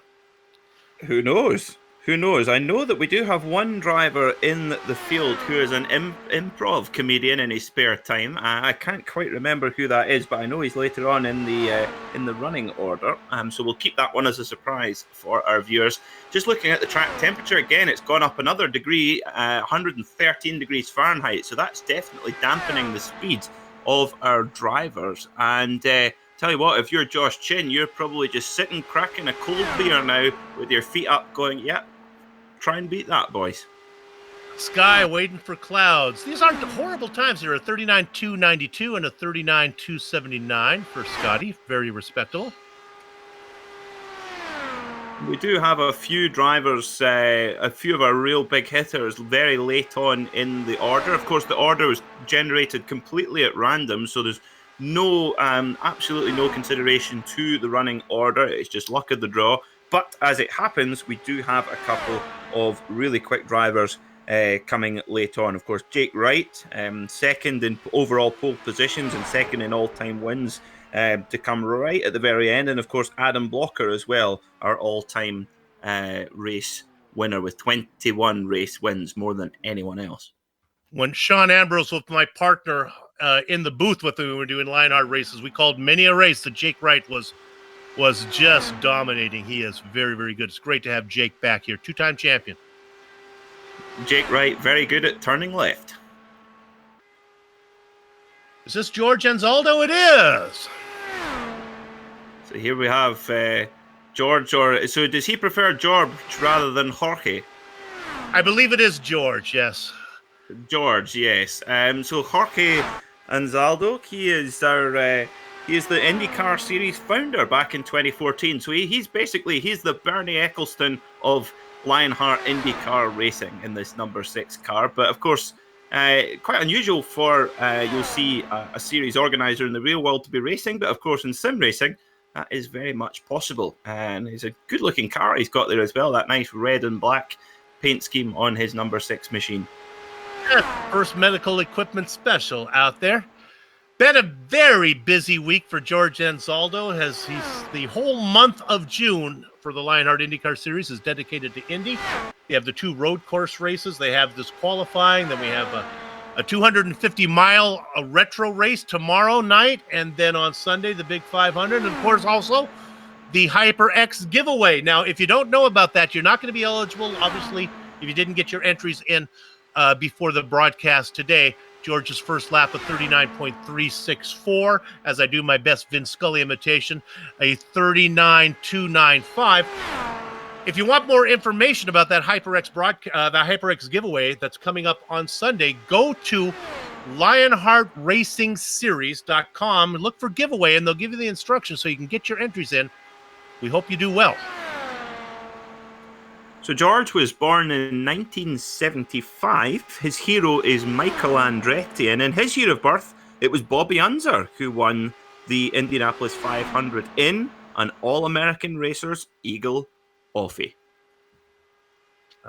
Bernie's memory lives on. It was Jim Clark said that Dan Gurney was the only driver that he truly feared. I was the Ford versus Ferrari movie, and it was interesting that they used Dan Gurney's son to play Dan Gurney in that movie. It was a little bit of a shiver there because they were both tall guys and it looked a lot like Dan. Of course, coming from Southern California, Dan was a fan favorite here of myself growing up. A 39.253 on the third lap coming around. These are pretty good times. I expect to put them about 4th or 5th from the last qualifier. We'll see how this one times in. Dan was a very, very special man, achieved so much in his career, both as a driver, team owner, designer. There's nothing you can't say about Dan Gurney, but he used to run, of course, Willie T. Ribbs, who was the first ever African-American drivers to qualify for the Indianapolis 500, which he did so with Derek Walker. But Willie T. Ribbs also drove for Dan Gurney in sports car racing. And actually, at the Rolex 24 one year, Willie actually left the circuit while it was his teammates were taking care of business in their Toyota. He actually left the circuit to spend a couple of hours of leisure time in the local hotel with a companion. And when he got back, hoping that he'd been able to keep it a secret, Dan Gurney, of course, Dan Gurney being the wise operator that he is, he knew exactly what was going on and basically put Willie in for a couple of extra stints as punishment. I love Willie T. Ribbs. I love Dan Gurney. I love that story. And I love this paint job. Can we get a look at Michael Goodman's paint scheme? It's kind of like a Dragon Speed car, this one.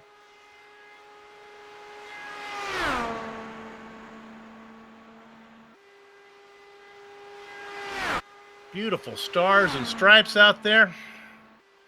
Certainly is. Number 99.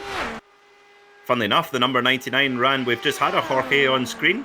The number 99, of course, run by Jorge Lorenzo in the MotoGP World Championship. So Michael Goodman, next up now. He's had 74 races in Lionheart, but 28 of those have been top 5 finishes, but he's yet to win. So he's had, well, more than a third of his races finished in the top 5, but no wins. So he must be desperate to get to victory lane. And what better way to do it than if he could do that on Sunday in the Indianapolis 500? That's a way better driver than the win total would indicate. I believe he does have a win in the Retro Series, which he clutches onto with great esteem. A 39.213 for his second lap.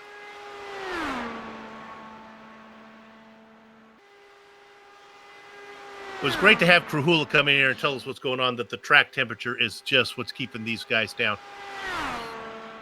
Yeah, and it's gone up again, Soup. It's 114 degrees Fahrenheit. I have to say it's a while since I've seen a track temperature so high. So the track will just be getting slicker and slicker. And really, it gets to a point where the drivers, they've just got to just accept it and just do what they can. Because if you push over the line, obviously you end up in a big wreck and working from the back. I have to say, I'm slightly surprised, Soup, that we haven't had any wrecks so far, because you're really walking the tightrope of grip in these cars, and you can easily run to the wall on exit. But our drivers, it just shows you the quality of driver that we have here in the Lionheart IndyCar series. Over where Michael sorted in about mid-pack. Actually, a pretty good run considering how late it is in the day. Coming in just between Ron Hacker and George Sandman. Now we get to Damon Martinez. So Damon has had 33 races in the Lionheart series, with 3 of those being in the top 5. And he's running a very, very lovely paint scheme here, this kind of white and turquoise colour. Kind of reminds me, it's like almost like an alternative Marlboro livery, actually, if you were to switch the red for turquoise. He's running in the SKM machine, the number 3. Of course, a number very, very famous in oval racing, but of course in the stock car world rather than the open wheel world. Sponsor on the side of the car looks to read Gut Slapper. I'm not quite sure what that could be. I'm probably not seeing that right. I think I am. Somebody can go ahead. It's an extra piece of immersion equipment, so you can have a butt kicker underneath you and you can have a gut slapper on top.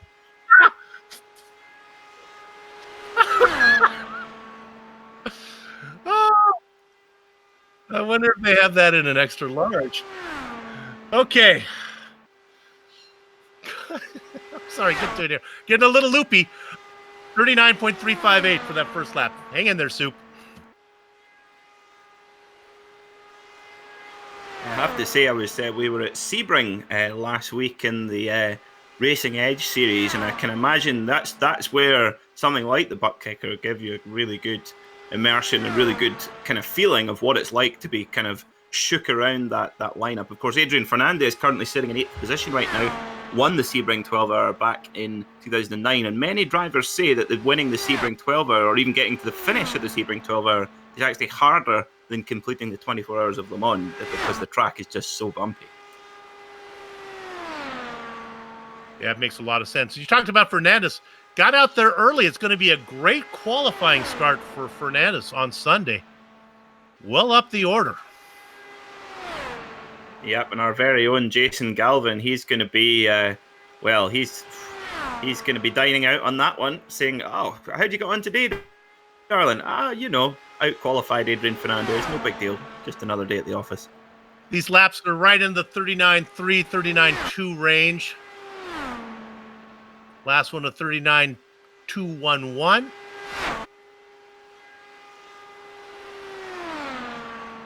That translates out to be about 229 miles an hour and a half miles an hour. Final lap for Martinez. Very fun driver to watch. Was a little frisky when he first came onto the scene. He's mellowed a bit now. Still very fast. Yeah, he's going quick today. And interesting, Soup, just watching the track for the first time in quite a while, the track temperature started to drop back the way again, now down to 113 degrees Fahrenheit. So we'll just need to keep an eye on that, see if any cloud covers come over, because if that track temperature just begins to cool, if it continues to cool, we're now coming into the business end where we've got a couple of really fast drivers coming up. So don't post that pole position time just yet.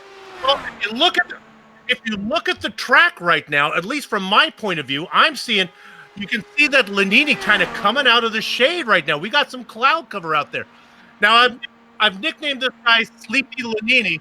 Look at that, as our director has found it. Look at that Indianapolis billow there floating across the sky. Yeah, if you're Chin sitting in the pole position right now, you're going, "Get lost, cloud! Come on, sun, come out, come out!" He's doing a sun dance right now as we look at the 92 car of Chris Lanini, currently doing nearly 230 miles an hour. Just incredible from a 2.2 litre motor. Just extraordinary. If you were to tell the drivers of the 1960s that you could do that with a 2.2 litre motor, they would tell you you were a liar. You can see him race from underneath the shade out into the sunlight. The back straight still in bright sunlight. 239.340, not really the time he was hoping for. Of course, I've nicknamed him Sleepy Lanini because he's probably not a great qualifier. But man, when he races, if you don't pay attention to him, if you sleep on him, he'll surprise you when he gets to the end of the race. He'll be right up there. Second lap. Coming in at a 39.226. Yeah, so much faster, more than a tenth faster on his second lap round. Of course, Chris Lanini won at Iowa all the way back in season 1 of Lionheart IndyCar. He says his favorite movie is Interstellar. I maybe have to give that one another look, but really, Chris? Oh, okay. What would your favorite movie be, Soup? Oh, I'm a fan of Showgirls. If you haven't catch that movie, that's. I don't know if I want to admit seeing Showgirls. Sorry, I'm. It's the one 39.200. My favorite is The Italian Job. Michael Caine with my favorite part is the Lamborghini Miura at the beginning, the orange Lamborghini Miura heading up one of the Alps. And actually, you want a tenuous link between the Lamborghini Miura and IndyCar? Well, I do. Mr. Dallara, who of course his company provide us with these wonderful chassis and aero kits for IndyCar. Mr. Dallara actually worked for Lamborghini at that time and was on the team. The very young team that developed and produced the Lamborghini Miura. And of course, they developed it in only 7 months. And to me, still one of the most beautiful cars ever made.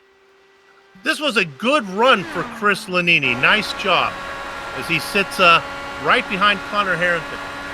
Now, next up was supposed to be Brian Greenlee, but he came in and said that I believe his video card blew up or he had something, so...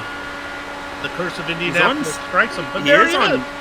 He is on screen. So he's gone out to the store, he's bought himself a new video card, he's ripped his computer apart, shoved it in there, and what a typical Indianapolis Cinderella story to get the car out there into qualifying. I tell you what, Soup, I wouldn't be surprised now if he just goes and sticks it on pole for effect. I'm not dreaming, right? You were there with me when he told me that, right? That did happen. I was indeed. Yeah, and of course, Brian. I know now that I'm one point down on my notes here. So Brian Greenlee was born in 1987 when Al Unser won the 1987 Indianapolis 500 in, surprise, surprise, a Penske machine, but this time with a Cosworth engine. Of course, the Cosworth name still in IndyCar, not as an engine provider, but providing the electronics on that dashboard in front of you. Greenlee's first lap, a Midland 39.379.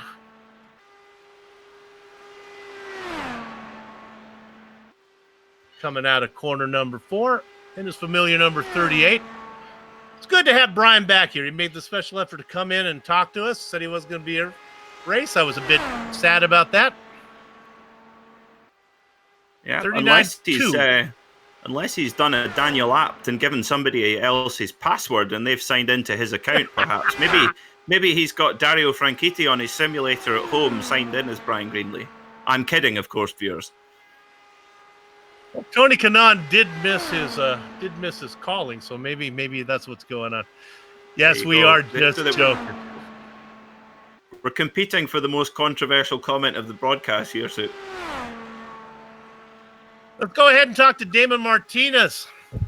Damon, we heard from James Grahula. It's all about the track temperature. Looked like maybe for a minute the clouds might come over, cool things down. It's hot out there, huh? Yeah, it's really hot out there. The last lap I got a cloud to come over, but that was weirdly I wasn't my fastest lap. The track's definitely warming up. It's not ideal if you want to put it on pole, but it's still a nice day to be on track, you know. You know, it's good to talk to you because we don't always get to talk to all the drivers as we are always looking to talk to the podium guys. How do you like the way your career is going in Lionheart? I made a comment that when you first came in, how can I phrase this without you getting mad at me? You were well, let me put it this way. You are a very confident driver when you were racing. You seem to have got the wheels under you now. You feel more settled out there. Would you agree? Probably, yeah. I was definitely trying to more make a name for myself, but like in the beginning, it would be like, I think it was more or less I was having like run-ins with Blocker on track. And it would be like, he would, make it a little race. He's like, if you're going to race, I'm going to race. I'm not going to back off, dude. Like, who do you think I am? I'm not just going to, like, back off just because you're, getting a little challengey. You know what I mean? Tell me about your relationship with Sage Karam, because do I have that right? You do race on that team, yes? Yeah, Sage. So me and Sage, I think it was a little over, probably about a year and a half ago now. I had no idea who he was. And then so I was running a different league, and then I remember like in the middle of it, they're like ladies and like introducing Sage Karam. They made like a big deal about it. I was like, yo, who is this guy? Like I had no idea who he was. And then we ran a race, and I like looked at his iRacing profile because that told me nothing, so I was even more confused. And then I found out he was a real IndyCar driver. I was like, oh, that's cool. And then me and him ended up just being on the same team in a different league, and we've basically just been buddies since. Brandon Limp coming out on the track right now, putting in a 39.373, but he is blinking. Hopefully he'll be able to get this one in. This is what happens when you're doing some sim racing here as he blinks away. How you feeling for Sunday? You confident? I'm going to have to see how this car drives in traffic. Hopefully it's really like hard to drive in traffic and it'll let me get under some people and, kind of spook them out of the way. We're going to have to see. It's going to be a long race, 200 laps. I kind of hope I start in the back, if I'm being honest with you. I don't want to be up front. I don't like... Well, kind of like Motegi. Like, you saw Motegi, I qualified pole. Indeed. And first lap, Connor Harrington's like, and Blocker are going for it's like, all right, I'm going to calm down. Like, I don't want to deal with these guys. But then I just never got back up there, and it almost messed with me. So maybe I should try to start up front. But I was feeling that way when I looked at Adrian Fernandez's time. He came out early. He had a pretty good time. He's very new to it. I'm not sure if he's going to really be happy starting so far up front. Last question for you as we look at Limkeman, who put in a 39.248 Midland times for these guys. Are you playing with the tools much, or is that really not coming into play? I don't know what I could say for the other guys, but definitely messing with the weight tracker is going to get you the most speed. The roll bars, you can kind of slip the car, but definitely the weight tracker is the best way to gain speed around here. It'll just help the car rotate and all. So everyone probably is running the same weight tracker at this point, but it's really just getting luck of the draw with the weather. But you're not changing it. Well, obviously we're only doing 4 lap runs, so I guess you're not doing a lot of change in your run. I'm gonna definitely have to do some practice, run the race trim, see how it is in traffic. That's where the most of the stuff, the weight tracker and stuff comes all in. We're gonna see. That's gonna make the race interesting. It'll definitely add some stuff, and it's really we're just gonna have to see how it goes. It's all in this game now. Limpkeman puts in very consistent times, a 39.373, then a 2:48, a 2:26, and a 2:18. All right, good luck, Damon. We'll see you on Sunday. We'll see how you do. Go ahead. I just want to, just thank, everybody who runs this league. George, I know he's real stressed out right now, but he does an amazing job running this league. He's the nicest guy we could have running this league at all. He's just a great dude. He puts his heart and soul into this league and everything. And then all the guys who run in Kinsella, making the setup, Cordy, does the end.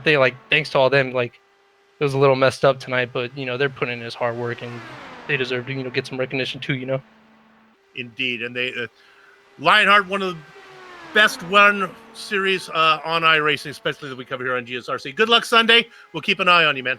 All right. Hopefully, I get another interview with you guys Sunday when I do well. That would be good. Damon Martinez, look for him on Sunday. Brian Beard out there right now, Peter. Yeah, Brian Beard was our 39th scheduled runner. Does a little bit of kart racing in the real world, and of course running the number 5, which that number was where, funnily enough, Mario Andretti took to the Formula One World Championship in 1978 in a Lotus 79, the car we use in the Lionheart Retro Series. Now, Brandon Linkeman, he's set a time as well, but we were expecting Adam Blocker to run 38th before Brian Beard here on screen. So no Adam Blocker in qualifying. And of course, he's our most successful driver in Lionheart IndyCar history with 21 wins. He's the 2018 and 2019 champion, and also the 2018 champion of the Retro Series. So that is a big omission for Adam Blocker. So whether that's strategical, maybe we won't find out, but it could be that he's thinking maybe the pole's not on, so he's happy to start from the back. Who knows? What do you think, Sue? Yeah, I've seen Blocker come from way far back. Incredibly patient. He knows there are 200 laps. He knows how to use each one. He will be very patient. We may not see much from him until the final 50 laps, but he'll be there.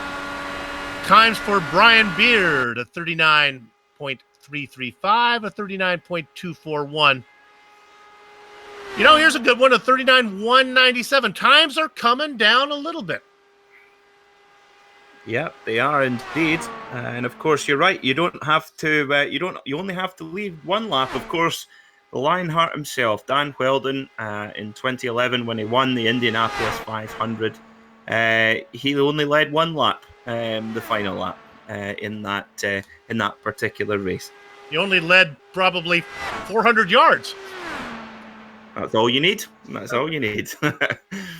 Final one coming in for Brian Beard here. Let's see if he can get into the 230 mark. Not going to do it. A 239.217, a little slower than his last time. Going to put them right between Tyler Graff and just the guy we just interviewed, Damon Martinez. Now, another piece of trivia for you, Soup. As we see the number 27 car of Jake Wright, one of our series favourites. He's our last scheduled runner in the order that we have. So we'll need to see what Mr. Wright can put in the books here. Now, a bit of trivia for you, Soup. What do the Lionheart, Dan Wheldon, and Tony Kanaan have in common? Lionheart, Dan Wheldon, and Tony Kanaan? I don't know.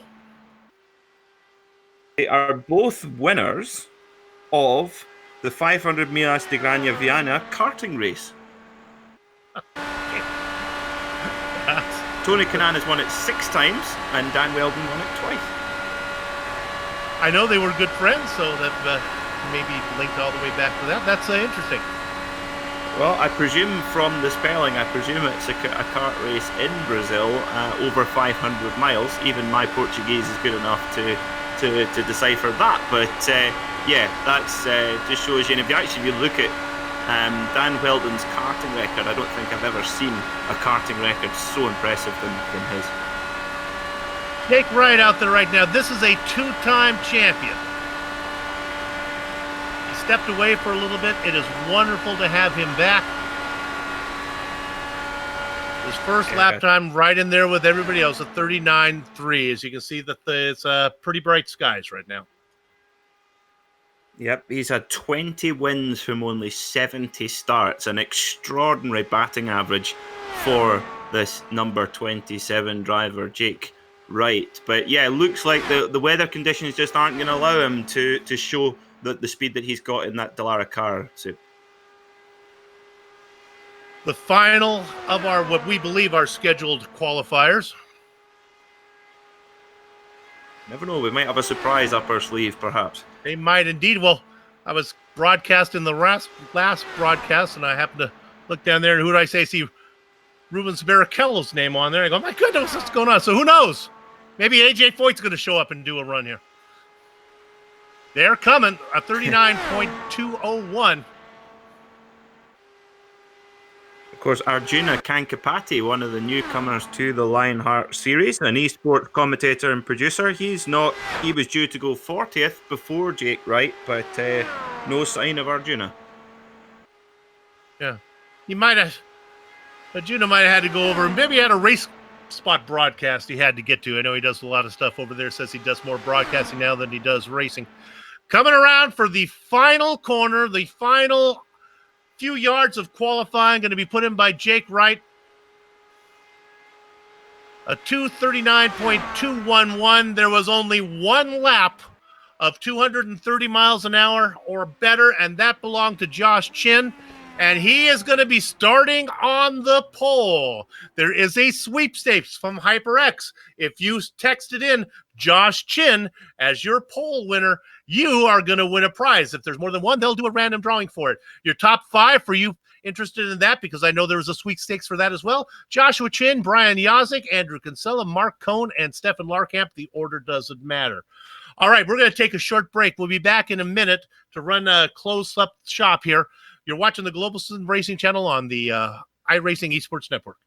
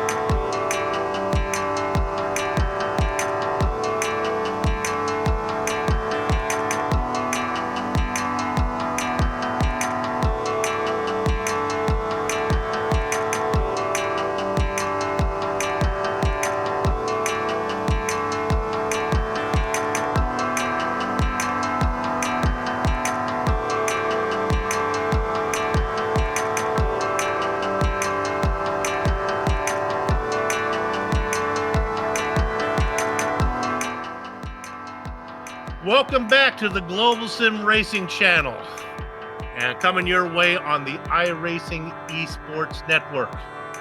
And this is going to be what is this actually? This is the Sim Experience Victory Lane. No, it's not. I'm going to tell you what it is because I wasn't there.